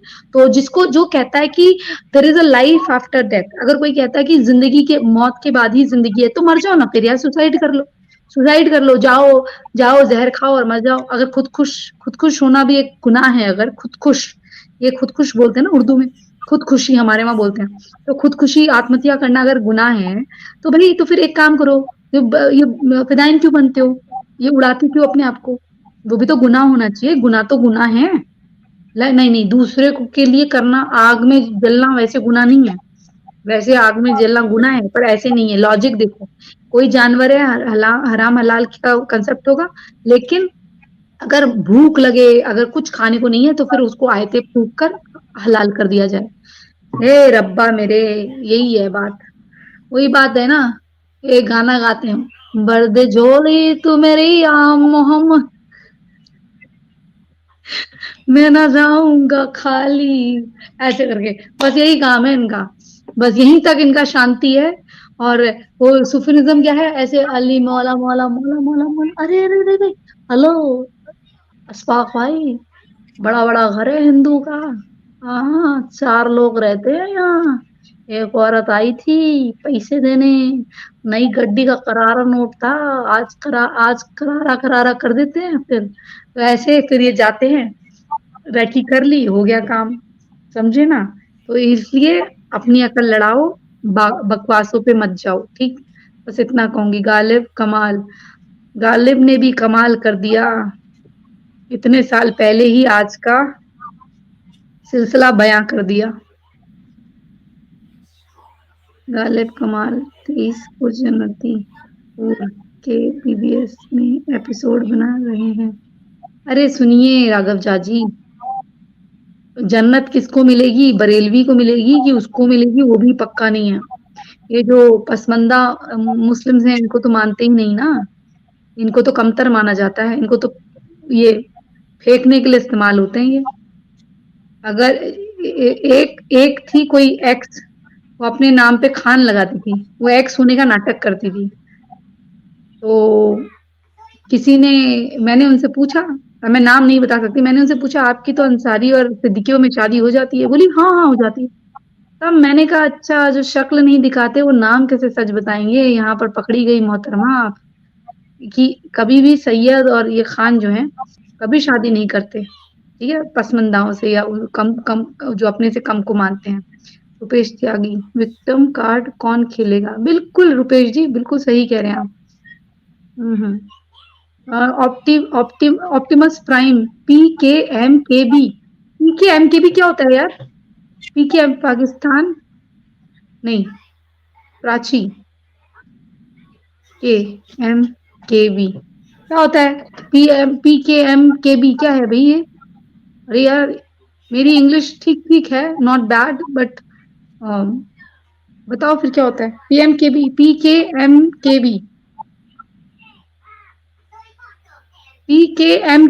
क्या है बताइए भाई, बता देना मुझे। साहब दास राम, मैम आज कहूँ तुम कल समझो, वैसे भैया आप ना ही समझाओ, एक एक पेज मेरे को देखो। तरुण वत्स, हम ना काम की बातें करते हैं। अब आप लंबी लंबी दारू पी के कोई भी बात कर लो तो हम नहीं समझ सकते आपकी बात। आप एक एक पेज के लिखते हो, आपको ब्लॉक करना पड़ जाता है। आप इतनी लंबी लंबी बातें करते हो, आपको सपोर्ट करने का मन होता नहीं है, खाली आप इतनी लंबी लंबी। शिवा द सेवियर, जय हिंदू राष्ट्र, जय हिंदू राष्ट्र। चलो अब मैं जा रही हूँ, सबको हेलो हाय करके मैं सब जा रही हूँ। PKMKB का मतलब बताओ अगर मुझे बता सकते हो। अरे मैं इतना अच्छा शेर बोला, बिगाड़ गए हम इश्क में थोड़े बहुत, दिल टूटा तो हमने तोड़े बहुत। अरे वाह, अरे वाह वाह, वेरी नाइस। साहब दास अम्मी को बोल बहुत बहुत अच्छी नाश्ती। अच्छा साहब दास, साहब और दास कन्वर्टेड है क्या? ये कन्वर्टेड तो खैर पूरा पाकिस्तान है, उसमें क्या है। जो अब 1500 साल पहले तो नामो निशान नहीं था, लेकिन तमाम मखलूकात उसने बना दिए। मखलूकात तमाम उसने बना दिए, लेकिन 1500 साल पहले सब लोग गायब थे। कटिंग मटिंग चल रहा था। पाकिस्तान की माँ का साकिना का।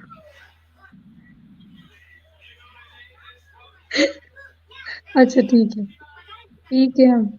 पाक की अम्मी का बी, पाक की अम्मी का बी, बूब्स नहीं ब्रेस्ट। छी, मैं क्यों ऐसे एक्स मुस्लिम की तरह बात करूं, मेरा नहीं अच्छा लगता। ठीक है ठीक है ठीक है, मैं समझ गई। Fill in the blanks B से मतलब ये पार्ट है ना। Okay okay. Har Har Mahadev, Reema Rawat, Har Har Mahadev. JK cool है जी। ओके। ऑप्टिमिस्ट, बिगड़ गए थे हम इश्क में थोड़ा बहुत, दिल टूटा तो हमने तोड़े बहुत। अच्छी बात है। देखो मैंने तो एक ही लिखा था, अच्छी तरह से लिखा था, बाकी मैं भूल जाती हूँ। वैसे मेरे पेज में है शायरी वायरी का और कविताओं का शौक है। आ गए, चलो। आ गए। खैर मकदम है आपका। अरे वो खुशामदीन खुशामदीन, आ गए आप। स्टिच इस्तकबाल लगाने करते हैं पड़े आपका बहुत। आज नहीं, रात हमारा कैसे काम हाँ। है। जी देखिए कर हमने कपड़े लीजिएगा, नहीं कर चेंज लीजिए जी, कोई बात नहीं, कर लीजिएगा। मैं भी जा रही हूँ, मैं तो भूखी बैठी हुई हूँ। अब मैं तो भूखी बैठी हुई, 2 चम्मच स्नैक लिया है और डॉग्स को भी खाना खाना है। जी 132 चलो, फीट क्या मैं खुद बोले ही। इमाम साहब, क्या बोले? 132 फीट खुद ही घुस जाऊँ। ऐसे ऐसे मजाक ना उड़ाई, ना ना ना ना, गलत बात है। ऐसे कैसे कह दिया आपने? नहीं बिल्कुल नहीं, गलत बात। यहाँ देखिए, बेइज्जती कोई नहीं करेगा, बारी बारी से, ठीक है? एकदम से झपटेंगे नहीं बेइज्जती करने पे। राघव झा जी, 32 हूर, नहीं 72 हूर, 72 हूर प्रोवाइडर विथ पिंप। हाय हाय, ऐसा ना कहें, क्योंकि मेरे तो पीछे वैसे ही पड़े रहते हैं भाई। हाँ, वो एक बॉम्ब बना रखा ठीक है, है अगर हाथ में। प्राची ठीक है, अब आप हम चल रहे एंड हैं। करने की कोशिश। हाँ, प्रीतम हाँ कुमार ठीक जी आप नहीं थे ना वो? प्रीतम कुमार जी नहीं थे, ठीक है।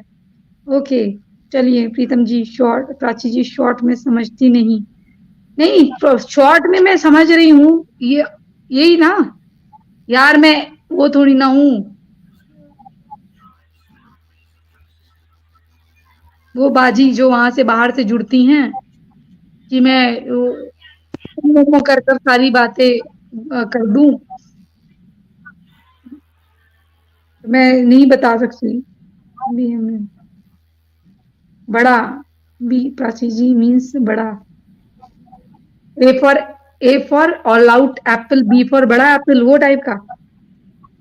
प्रीतम जी पीछे जा रहे हैं, संशयशिप छेद कर के डुबा दूंगा। ओके, ओ माय गॉड, आपके पीछे कोई आया, मुझे लगा मेरे पीछे कोई आया, मैं डर गई कि मतलब मेरे पीछे, मैं यहाँ देख रही हूँ कि आपके पीछे कोई आया और मैं डर गई कि कोई कवर करके मेरे पीछे आया, मैं ऐसे डर रही हूँ, मतलब लिटरली मैं डर गई, मैंने कहा मेरे पीछे कौन आया, मैं डर गई जी शरण अभी आई, जी, वो बस से आई, वो जेरूसलम से। इनफैक्ट हाँ मैं समझ गई, उनकी तबीयत खराब है ना शारन की, आई नो, लेकिन मैं सोची कि देखिए देख मैं आपको रही हूँ और सोच में अपने ले रही हूँ कि मेरे पीछे कोई आया है, तो मैं ऐसे जो होता है ना गोस्ट, मैं डर गई ऐसे करके। जी प्राची बहन पहले पेट पूजा, ऑप्टिमिज्म में कर लूंगी थोड़ा बहुत, क्योंकि अब तो रात हो गई है, बस इतना करके आगे बढ़े। जी बिल्कुल, आप लोगों ने आज बहुत सपोर्ट करा, उसके लिए थैंक यू सो मच। वो बहुत तेज है, बुलवा के मानेंगी सब जाएंगे।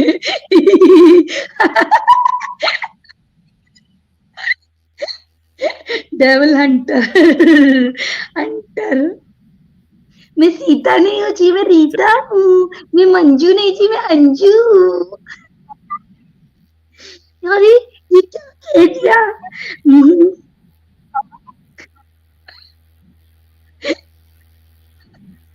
चलो यार, थैंक यू सो मच, मुझे किसी ने बहुत गुस्सा दिलाया था, लेकिन मुझे अब हंसी आ गई, thank you so much. Late हो गई मैं आज। मिरेंडा बिल्डर कहाँ गई थी तुम बहन सखी? अरे मेरी मैया, तुम कहाँ गई थी, आ गई तुम? कैसी हैं बाल बच्चे, सब सही हैं? अरे ये तो छोटी बच्ची 10 साल की। कैसी हो मिरेंडा बहन तुम? स्कूल जाया करो, अभी तो 10 ही साल की हो, अभी तुम्हारी उम्र ही क्या है? देख कर जाना, कोई 70-72 साल का कोई आदमी तुम पे गलत नजर ना डाले। अभी तुम 10 साल की हो, तुम तो बड़ी औरत हो गई हो। 6 साल की होती ना तुम्हारी ऐसी तैसी हो जाती। जी प्राची जी मत पूछो, अरे नहीं हम कहाँ पूछते, हम तो सीधे साधे हैं।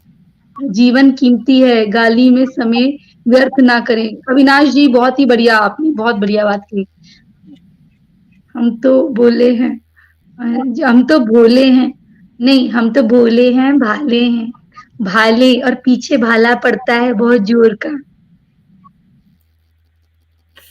चलिए अब अपनी अच्छा, और अगली बार से अंजू छोटा सा सजेशन, जी, छोटा सा सजेशन है, अगली बार जरा ये नाम करके आ जाते हैं, उनसे जरा ध्यान रखना, ये गाली वाली देते हैं इनको हाँ हाँ बिल्कुल बिल्कुल, अरे नहीं नहीं, जो जिनके वो लोग कितने चालाक है देखो, इसीलिए मैंने आज आपको इंटरनेट में एक लाइव एग्जाम्पल दे दिया है, जो मैं कहती हूँ कि हमें, कल हमारी एक बर्मा से बहन जुड़ी थी, उनका बर्मा से एक ओंग ओंग हितिन क्वान क्वाओ एक आईडी थी, AUNG ओंग AHTIN हेतिन क्वाओ क्वाओ KYAW, वो बर्मा से जुड़ी थी, और हमारे कुछ लोग आज बांग्लादेश से भी जुड़े थे, बांग्लादेश के ओरिजिन के थे लेकिन वो बाहर रहते हैं, तो वो लोग भी जुड़े थे। तो सुशील जी, पारशॉट, बिग मॉन्ग, अविनाश जी, सौरभ नायक, प्रीतम कुमार जी, मिरिंडा विल्डर,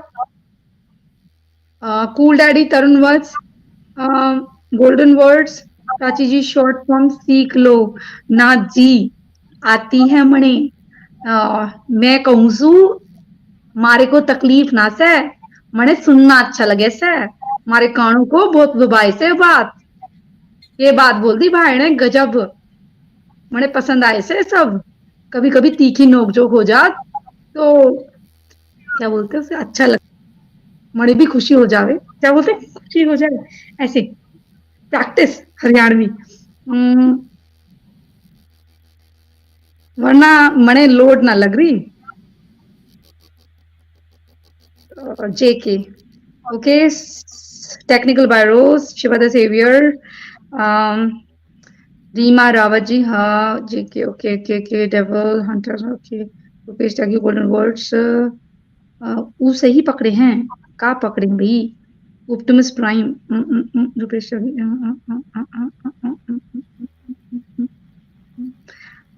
कविता सनातनी, जय श्री कृष्णा, जय श्री कृष्णा, ओके, जितने नाम पढ़े जाएंगे उतना ही बोलूंगी। ऑप्टिमस प्राइम, ओके मैंने बोल दिया शायद। सुमैया आई थी आज? नहीं आई थी सुमैया? ओके, डबल हंटर पे थी। ओके, अच्छा मैं ये बोल रही, प्रताप सिंह अधिकारी भी थे, मैं ये बोल रही हूँ राघव चाची और ये जितने भी देसी देसी बाइकआउट, don't give them money to, don't give money to them, yeah right, cool daddy, big monk, infidel, शुभ रात्रि, अच्छा चलेगा वो। स्वयंभू स्वयंभू Sri Lanka, keep double internet connection, yeah that's why, तभी तो मैं दूसरे इंटरनेट से आ गई थी, मेरा जब एयरटेल नहीं काम करा, जियो। और ये वाला जो है अभी ये पोस्टपेड चल रहा है, उस समय पोस्टपेड ने भी धोखा दे दिया था और वाईफाई चला गया था, ठीक है ना। अनुराग भर दिया, एक्चुअली मेरे दो दो तीन तीन ये इतना बड़ा इन्वर्टर है, सब खराब हो चुके हैं दो दो तीन तीन बार। क्यों? क्योंकि इन्वर्टर अलग था, बैटरी अलग था, और यहाँ पावर बहुत कट होता था और कभी ओवर हो जाता था, तो इस वजह से दो तीन बार खराब हो चुके हैं। तो अभी मैं थोड़ा सा लाइन को सही करवाने का वो कर रही हूँ, जब वो सही हो जाएगा तो फिर I will connect to this thing, क्या नाम है, ये इधर वाला एरिया भी फिर इन्वर्टर से कनेक्ट करवा दूंगी, है ना। तो अनुराग भर दिया, सब लोग हो गए, ठीक है। अबू बकर आफ्टरनून, ठीक है। प्रोडक्ट, अच्छा प्रोडक्ट इन्फो, इन्होंने भी कंट्रीब्यूट करा था, लेकिन मैं प्रोडक्ट इन्फो को बोल नहीं पाई, इन्होंने भी 20 रुपीज यहाँ दिए थे, थैंक यू सो मच आप लोगों ने। Product info, I am really sorry, I was not able to say anything to you that time because I didn't see it, मैंने नहीं देखा था। और ई जो जय श्री राम लिखे थे, ई नाम से हैं, उनको भी थैंक यू, उन्होंने भी कंट्रीब्यूट करा था। तो आप लोग जिन्होंने कंट्रीब्यूट करा उनको भी बहुत बहुत धन्यवाद, और जिन्होंने कंट्रीब्यूट नहीं करा लेकिन शेयर करा है उनको भी बहुत बहुत धन्यवाद कि आप लोगों ने दोबारा लाइव के जुड़ने पर इतना हमारा सपोर्ट करा कि आप लोग आ गए। और मेरे लिए अच्छी बात है कि आप लोग इतना साथ दे रहे हो, और यही मेरे लिए बहुत बड़ी बात है, क्योंकि जो ये इश्यू है हमारे, ये सुनना ज्यादा लोग पसंद नहीं करते। और क्योंकि अभी जो है, मैं जिस बारे में बात करती थी एलजे के विषय में, वो एलजे की बात में जब पूरा थोड़ा सा अच्छा हो जाएगा, एक स्तर पे आ जाएगा, तो फिर मैं वो बातें करना शुरू करूंगी। और जब कोई गेस्ट नहीं भी होंगे तो फिर मैं उन ऐसी 10-20 न्यूज लाकर उन न्यूज को विश्लेषण करना शुरू करूंगी और लड़कियों को बताना शुरू करूंगी कि उन्हें क्या करना चाहिए और क्या नहीं, क्योंकि मेरे पास जो आइडियाज होते हैं वो बेसिक ग्राउंड आइडियाज होते हैं। और because I'm a fighter, I'm a warrior, I can tell, I think I can tell better, but suggestions are always welcome, criticism is always welcome, as far as it is said in a in a polite or a humble way, तो चलेगा मेरे को। अगर नहीं भी polite है कोई बात नहीं, मेरे पापा के नौकर थोड़ी ना है, लेकिन एटलीस्ट इस वे में कि वो मतलब एक तमीज के दायरे में हो, तो वो वेलकम है क्रिटिसिज्म, ठीक है ना। Thank you so much guys. और डॉक्टर आरन कुछ कहना चाहते हैं आप अपनी कुछ अच्छी अच्छी बातें बोल देखो, जी हम तो बस हाँ यही कहना चाहते हैं कि इमाम साहब ने भी जो हमको फिर से रिमाइंडर दिलाया हाँ कि हमें करना क्या है। अब हमें पूरी तरह से तैयार होना है, और ये जो अपने SC ST भाइयों को साथ में लाना है कि जिससे कि यस वो अपने अगेंस्ट ना हो जाए।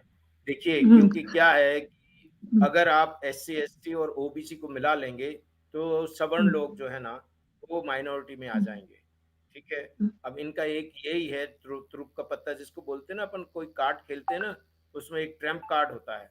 तो ये ट्रम्प कार्ड जो है, ट्रम्प कार्ड और ट्रम्प कार्ड जो भी कह लो, ये इनका ये 10-20% का ये कह रहे हैं कि क्योंकि ये 30% हो जाएंगे मियाँ लोग, और बाकी के 20% SC SC हो जाएंगे, 10% वो हो जाएंगे, तो ऐसे करके उनका फिगर जो है ना, जो 60% है, जो हमने अपने SC ST भाइयों को अलग कर दिया है अपने से, उनको जो भी जो भी हुआ है, हम ज्यादा उसके ऊपर वो इलाबरेट नहीं करेंगे। अगर इनको हम फिर से अपन, और दूसरी बात क्या है कि fortunately most of these people are practising Hinduism, ठीक है।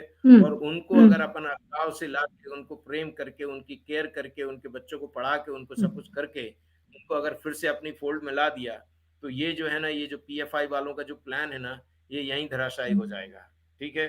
उनके जो राज रत्न अम्बेडकर हैं, डॉक्टर अम्बेडकर के ग्रेट ग्रेट ग्रैंडसन जो है ना, वो पाकिस्तान भी होके आए हैं, वो PFI के बहुत बड़े मेंबर हैं।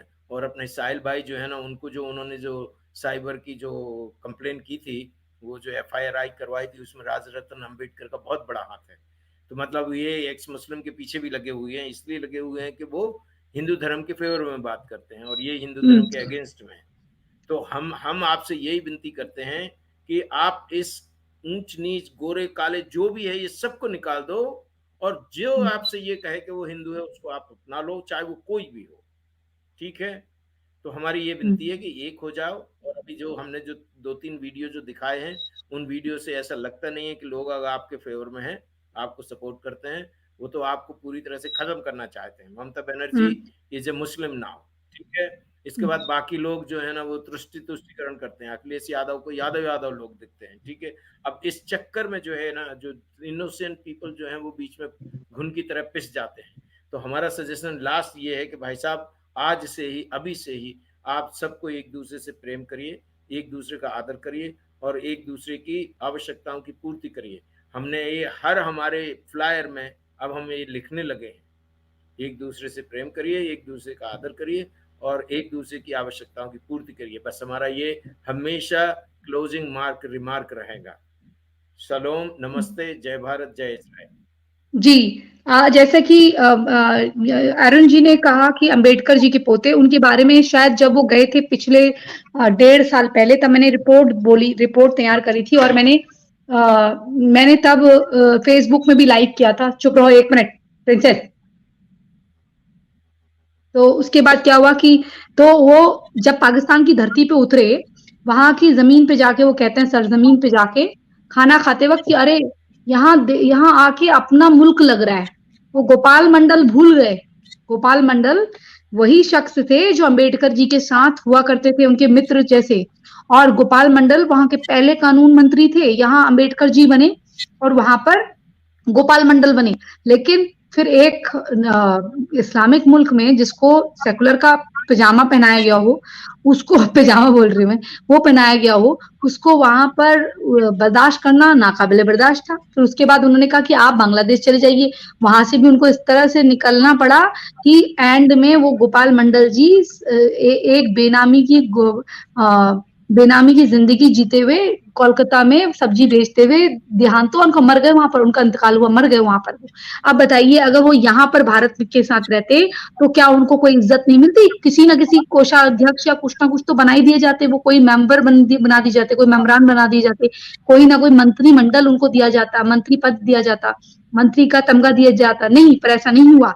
पर उन्होंने गद्दारी की सजा उनको मिल गई। अच्छा, और एक चीज और, अगर आप देखेंगे, एक चीज और अगर आप देखेंगे कि ये अंबेडकर जो सरनेम लगाते हैं, ये अंबेडकर भीमराव जी अंबेडकर, ठीक है। पहले अंबावाड़ेकर लगाया जाता था। अंबावाड़ेकर उनके गांव का नाम था। फिर उनके एक द्रविड़ टीचर थे, द्रविड़ में 5वें नंबर के तीसरे ब्राह्मण जो होते हैं उनका नाम होता है अंबेडकर। वो अंबेडकर जी ने जब सायाजी महाराज इंदौर वाले उनको बोला कि एक बच्चा है बहुत होशियार है, तो वो आपके कर्मचारी हैं, उनका बच्चा। उन्होंने कहा किसका बच्चा? उन्होंने कहा जो आपके वहां कर्मचारी थे उनका बच्चा है। तो उन्होंने कहा ठीक है। उन्होंने कहा उस बच्चे को कोई प्रॉब्लम नहीं आना चाहिए, अगर ऐसा कुछ हो रहा है तो आप उसको अपना नाम दो।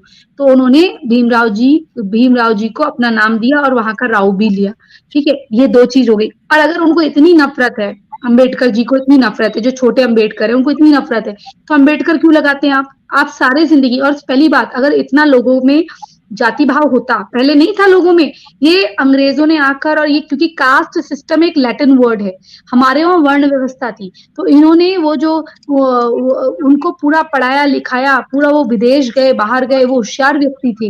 अंबेडकर जी बहुत होशियार व्यक्ति थे। उनका भारत में पूरा सम्मान करा। हाँ, वो नाराज थे। अगर वो बनना चाहते मुसलमान तो उनको कोई बनाता नहीं, वो खुद बन जाते। लेकिन उन्होंने 20 साल तक सिखनिज्म की पढ़ाई करी। सिखनिज्म में उनको ऐसा लगा, जब उन्होंने सिख टीचर्स के साथ मिले सिख गुरुओं के साथ, तब उनको ऐसा लगा कि अरे यार, कहीं मैं सेकंड क्लास ना हो जाऊं, सेकंड क्लास सिटीजन ना हो जाऊं सिखनिज्म में। तब उन्होंने जो बौद्ध थे उनके साथ श्रीलंका जाके, बर्मा जाके मीटिंग करी। तब उन्होंने अक्टूबर 1952 या समथिंग में ये तय किया, मतलब I am not sure about the date, आप देख लीजिएगा, अक्टूबर समथिंग को नागपुर में 5 लाख लोगों के साथ ये बौद्ध उसको धारण किया, लेकिन बौद्ध पंथ हमारा पंथ है। बुद्धम शरणम गच्छामि, ये हमारे लोग हैं। अगर उनकी जो वाइफ थी, पहली वाइफ, वो श्री राम या विष्णु भगवान की भक्त थी, और वो खफा थे, नाराज थे। ये जो जातिवाद का वो था, जो एक कैंसर हमारी सोसाइटी में आ गया था, जबकि वर्ण व्यवस्था के आधार पर अगर देखा जाए तो अंबेडकर जी आज जो वर्ण व्यवस्था होती है उसके आधार पर तो एक छात्रवत का पालन करने वाले व्यक्ति हो गए। ठीक है ना, वो गरीब थे ना कुछ, लेकिन उन्होंने अपनी मेहनत के बलबूते पर सब कुछ पाया। उनको विदेश भी भेजा गया पढ़ाई के लिए। उनकी काबिलियत ने उन्हें बनाया।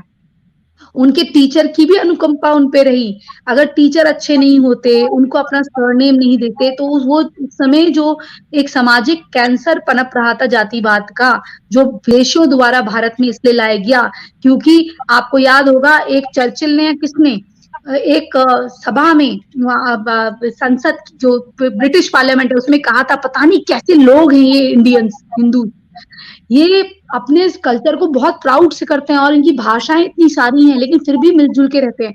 इनको खत्म करना है अगर, तो हमें ऐसे लोग तैयार करने हैं जो ब्राउन इंग्लिश हो, मतलब अब सोचे तो पाश्चात्य, लेकिन पहने मतलब वो ब्राउन कलर के। तो हमें ऐसे अंग्रेज तैयार करने ब्राउन वाले, तो हमारे मानसिक तौर पे गुलाम रहे। तो इन्होंने ये करने के लिए हमारे बीच में जाति व्यवस्था की मतलब आर्मी में या तुम कौन ठाकुर है, कौन ब्राह्मण है, कौन शूद्र है, कौन ये, और इस तरह की चीजें इन्होंने करनी शुरू कर दी। वरना केवल क्या सुदामा जी थे और क्या कृष्ण जी थे, क्या कौन अमीर था? कोई ब्राह्मण अमीर हुआ करता था? एक दुखी दरिद्र ब्राह्मण कहा जाता था। कभी जो बिजनेस क्लास थी, जो सामाजिक व्यवस्था देखते थे, शूद्र वैश्य, तो वो तो कभी भी गरीब नहीं थे उस टाइम पे। लेकिन पिक्चरों में हमेशा दिखाया गया, बॉलीवुड की पिक्चरों में, कि जो शूद्र होगा वो बिल्कुल गरीब होगा, दैन्य होगा, ब्राह्मण बहुत अमीर होगा, लालची होगा, ठाकुर बड़ा ये होगा। ये हम लोगों को एक योजनाबद्ध तरीके से शिकार बनाया गया। आपस में एक दूसरे से लड़ो मरो, ऐसे करो, समझे? ये हमारे लिए करा गया। अगर हम लोगों ने एक दूसरे को उठाया होता और प्रेम से रहे होते और कोई इस तरह के तीसरे व्यक्ति को हमारे बीच में नहीं आने दिया होता, तो क्या ऐसा हो सकता था? नहीं हो सकता था। लेकिन हम लोगों ने दूसरे को, आपके घर में कोई भी एंट्री नहीं कर सकता जब तक आप उसे नहीं देते। आपकी मुझसे लड़ाई है, मैं आपको ये बोलना चाहिए, मैं जानू प्राची जाने, लेकिन हुआ ये कि मैं और आप तो नहीं जान रहे, लेकिन तीसरा वाला आ रहा है और अखबार में लिखा जा रहा है कि एक क्षत्रिय ने शूद्र को पीटा। इस तरह से आ जा रहा है एक। और अगर कोई उनका विवाद है, आपको पता है एक गुजरात में एक चीज हुई थी, कुछ गरीब बच्चों को, जिनको ये लोग वाल्मीकि बच्चों को इन्होंने पकड़ के उनको थोड़ा सा पीटा, इन्होंने उनके यहाँ बदतमीजी करी इन्हीं लोगों ने। और लास्ट में अखबार में क्या लिखा गया, सेकुलर मीडिया ने, दो गुटों के बीच में लड़ाई हुई। अच्छा, यहाँ पर देखिए आप, दो गुटों के बीच में लड़ाई हुई। ये है तरीका आप लोगों से तोड़ने का। और दूसरी बात ये है कि अगर आप संघ का भी देखें, संघ का, आरएसएस का, तो महीने में एक बार एक दूसरे के वहां प्रवास होता है। प्रवास का मतलब होता है एक दूसरे के घरों में रहना। तो वो कोई भी हो, वहां पर इस तरह का नहीं चलता है। आपको मालूम होगा रामनाथ गोविंद जी, वो भी एक हिंदू हैं, वाल्मीकि हिंदू हैं, और कैसे वो कितनी मेहनत करके आ गए हैं, आपने देखा होगा। तो वो भी संघ के परिवार से रहे हैं। तो आपने देखा होगा, क्वालिफाइड, अच्छे पढ़े लिखे। अगर एक गरीब व्यक्ति भी आता है तो उसकी पढ़ाई लिखाई, उसको अगर एक बार अपना लिया तो अपना लिया जाता है। तो मेहनत करके आए हुए लोग, वो किसी भी वर्ण के हों, और वर्ण, पहली बात अपने दिमाग में ये डाल लीजिए, आप कहीं पर भी पैदा हो, आपकी जाति नहीं डिसाइड होती। जाति जानवरों की, पशु पक्षियों की होती है, हमारी कोई जाति नहीं है। अगर मैं अधिकारी सरनेम लगा रही हूँ तो ये मेरे गांव का सरनेम होगा। हाँ, ये कहा गया कि हम क्षत्रिय हैं, लेकिन क्या अगर मैं आपके हकों की आवाज उठाना बंद कर दूं तो मैं क्या क्षत्रिय हूँ? मैं तो नहीं हूँ फिर क्षत्रिय। अगर मैं डरना शुरू कर दूं तो क्या मैं क्षत्रिय हूँ? नहीं हूँ। आज के हिसाब से जितने भी सेना में हैं वो सब क्षत्रिय हैं। जितने लोग पढ़ाई और एजुकेशन में हैं वो लोग, और जिनको नॉलेज है, विजडम, खाली किताबी नॉलेज नहीं, जिनको विजडम ये है बहुत ज्यादा, जिसने परम ज्ञान को पा लिया है, वो ब्राह्मण है। तो मैं हर बार कहती हूँ वाल्मीकि हिंदूज को भी अगर नौकरी मिलने में अगर दिक्कत आ रही है तो ज्योतिष विद्या ज्ञान लीजिए, ज्योतिष का भी काम करिए। हम सब एक हैं, मेरा खून आपका खून सबका एक ही है, हमारी पूजा पद्धति एक ही है। और ये जंगलों में जो रहते हैं हमारे लोग, वो भी हमारी हैं। आदिवासी ये वासी भाई नहीं, आदिकाल से सभी वासी हैं, आदिकाल के सभी वासी हैं, हम लोग सब एक हैं। जो पेड़ पौधों को पूजते हैं वो भी हमारे हैं, हम लोग भी पीपल की वट सावित्री के वृक्ष में पूजा करते हैं, हम लोग सब एक ही हैं। पर प्रॉब्लम यहाँ आ गई है, यहाँ दिमागों में। और जो अपने लोग कह रहे हैं वो नहीं मानना, जो पराया व्यक्ति जो तुम्हारी मान्यता को नहीं मानता वो तुम्हें आके बताता है, तो उसकी किताबें पढ़ पढ़ के झुक झुक के ऐसा हो जाना कि क्या बताऊं। हमारे हमारे वहां जैसे आदिवासी जिनको बोला जाता है, हमारे लोग, वो लोग पेड़ पौधों की पूजा करते हैं। तो ऐसे तो हम भी सारे हिंदू करते हैं तुलसी को। आप मैक्सिको में चले जाओ या स्पेन वगैरह में कहीं चले जाओ, वहां पर भी कुछ अच्छा बोला गया है। तो हमसे लोग आए हैं, हमें तो, हम सबसे पुरानी सभ्यता है हम लोग, हमारे वहां ये सब था ही नहीं। अगर ये सब था तो आप बताइए मुझे, महाराणा प्रताप ने कैसे भीलों के सहारे युद्ध लड़ा? ऐसा नहीं होता। लोग आपस में और यहाँ पर ऐसा नहीं है कि शूद्र राजाओं ने छात्रवत का पालन नहीं करा, शूद्र भी बहुत राजा रहे, वैश्य राजा रहे। तो ये उस वर्ग से आए, फिर छात्रवत का पालन करा है, ठीक है।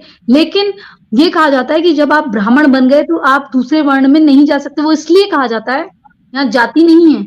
जब आपने परम ज्ञान पा लिया, जो इंटेलिजेंट बन गया, वो फिर नीचे नहीं आएगा।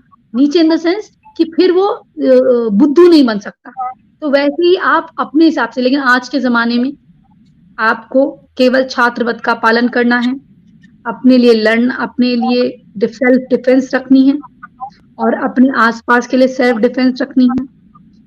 हम ये कतई नहीं कह रहे हैं कि आप कुछ उटपटांग कार्य करिए, लेकिन आपके घर को कोई फूके तो आप भी पीछे मत हटिए। ये कहा जा रहा है, नहीं नहीं आप नफरतें फैला रही। मैं अपने लोगों से क्या कहूं, भैया तुम्हारी बेटी पे को हाथ डाले तो भाई लो लो ले जाओ ले जाओ, ऐसे कर दूं क्या? भाई अपने लोगों के लिए खड़े रहिए, अपने लोगों के साथ रहिए। और हाँ, अगर आपके परिवार में 1 या 2 बच्चे हैं और हमारे वाल्मीकि परिवार में 8 बच्चे हैं, तो उनकी जिम्मेदारी नैतिकता के तौर पर आपकी बनती है, क्योंकि आपकी तो औकात हो नहीं रही ज्यादा पैदा करने की। अगर उनकी है तो उनकी मदद करो। अच्छा ठीक है, 1 मिनट रुकिए। क्या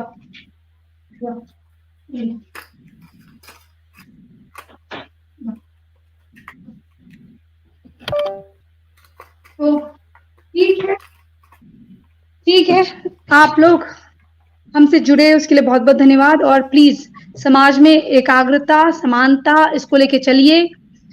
अब ये समय नहीं है कौन बड़ा है कौन ऊंचा। अभी इस समय क्लास सिस्टम भी मैं माइनस मानती हूँ, कौन अमीर कौन गरीब, ये भी खत्म करिए। क्योंकि इस वक्त शत्रु की नजर में, दृष्टि में, आप भी वही हैं, मैं भी वही हूँ, अरुण जी भी वही हैं, सब वही हैं। जो उनको ना माने, उसका होना ना हो तो ज्यादा अच्छा है, वो ये मानते हैं। या तो वो उनकी साइड मिल जाए या फिर खत्म कर दिया जाए। तो आप, इससे बेटर है कि हम अभी अमीर गरीब में भी फर्क नहीं कर सकते हैं। जो गरीब है उसको भी गले लगाइए, उसको भी साथ, उसको भी स्वावलंबी बना के चलिए। और मैं कह रही हूँ भाइयों, मैं तो हमेशा एक सजेशन दे रही हूँ, अगर आपके पास जमीन का एक्स्ट्रा टुकड़ा पड़ा है और आपके बच्चे विदेशों में जा रहे हैं, तो प्लीज प्लीज प्लीज दे दीजिए उनको। कम से कम आपके ही व्यक्ति के पास रहेगी, मैं कह रही हूँ आपको, उन्हीं के पास रहेगी, आपके व्यक्ति के पास। अपनी जमीन का हिस्सा दीजिए, रखिए, प्लीज लालच मत करिए, क्योंकि फिर ये सब चला जाएगा। किसी राक्षस भी नहीं कह सकती, क्योंकि राक्षस तो फिर भी प्रार्थना करते थे भगवान से, और कभी वनस्पतियों का और अपने लोगों का अहित नहीं करते थे। लेकिन ये लोग तो सभी का अहित करते हैं, इसलिए भगवान के लिए प्लीज कुछ अच्छा करिए, बस यही मैं कहूंगी। और अपना लालच छोड़िए, कि बैंकों में पैसा पड़ा रह जाएगा, यहाँ पर भी किसी दिन इस तरह से कार्य हो जाएंगे। आप लोग सब लोग एकजुट हो जाइए। चलिए, जय श्री राम, हर हर महादेव, अपना ख्याल रखिए और से नो टू हलाल। और अब जो हिंदू है वो हिंदू की दुकान से खरीदे, वो नॉन एम की दुकान से खरीदे। भले ही आप यहाँ पर ऐसा नहीं है कि कोई और है तो मैं ऐसे बोल रही हूँ, किसी भी नॉन एम की दुकान से खरीदिए, लेकिन वहां से मत खरीदिए, क्योंकि क्या पता क्या मिला के, क्या थूक के, क्या चाट के हमको दे रहा है। और हमें इस तरह की चीज नहीं चाहिए, क्या बैक्टीरिया क्या चीज, भैया हमें नहीं चाहिए, ठीक है ना। बस मैं इतना कहूंगी, अपने लोगों की मदद करें, अपने लोगों के साथ खड़े रहिए, उनके लिए पूरे लोग हैं दुनिया में, और उनको चाहिए तो जाए ना वहां। और हाँ, जिसको आर लोगों से जो घुसपैठियों से प्रेम करते हैं, अगर उनको इतना प्रेम है तो अपनी लड़कियों की शादी उनसे करा दीजिए, अपने घर में टेंट डाल के कमरा दे दीजिए, उनके साथ रख दीजिए, और वो जो 56 मुल्क हैं वहां चले जाइए आप भी टिकट लेकर। और जितने लोग देश के साथ गद्दारी करते हैं, इनके इनके वोटिंग राइट कैंसिल करें। बस मैं इतना कहूंगी जाते जाते, अपनों से प्रेम रखिए, गैरों से दूरी रखिए। जय श्री राम, हर हर महादेव, जय जय हिंद, जय जय भारत, वंदे मातरम। अरुण जी और अपोजिट इमाम, आप यहाँ आए, आपका बहुत बहुत धन्यवाद। शेयर कर दीजिएगा, लाइक सब्सक्राइब प्लीज, और जाने के बाद कमेंट कर दीजिएगा वो वाले लाइव पे भी प्लीज। धन्यवाद, थैंक यू।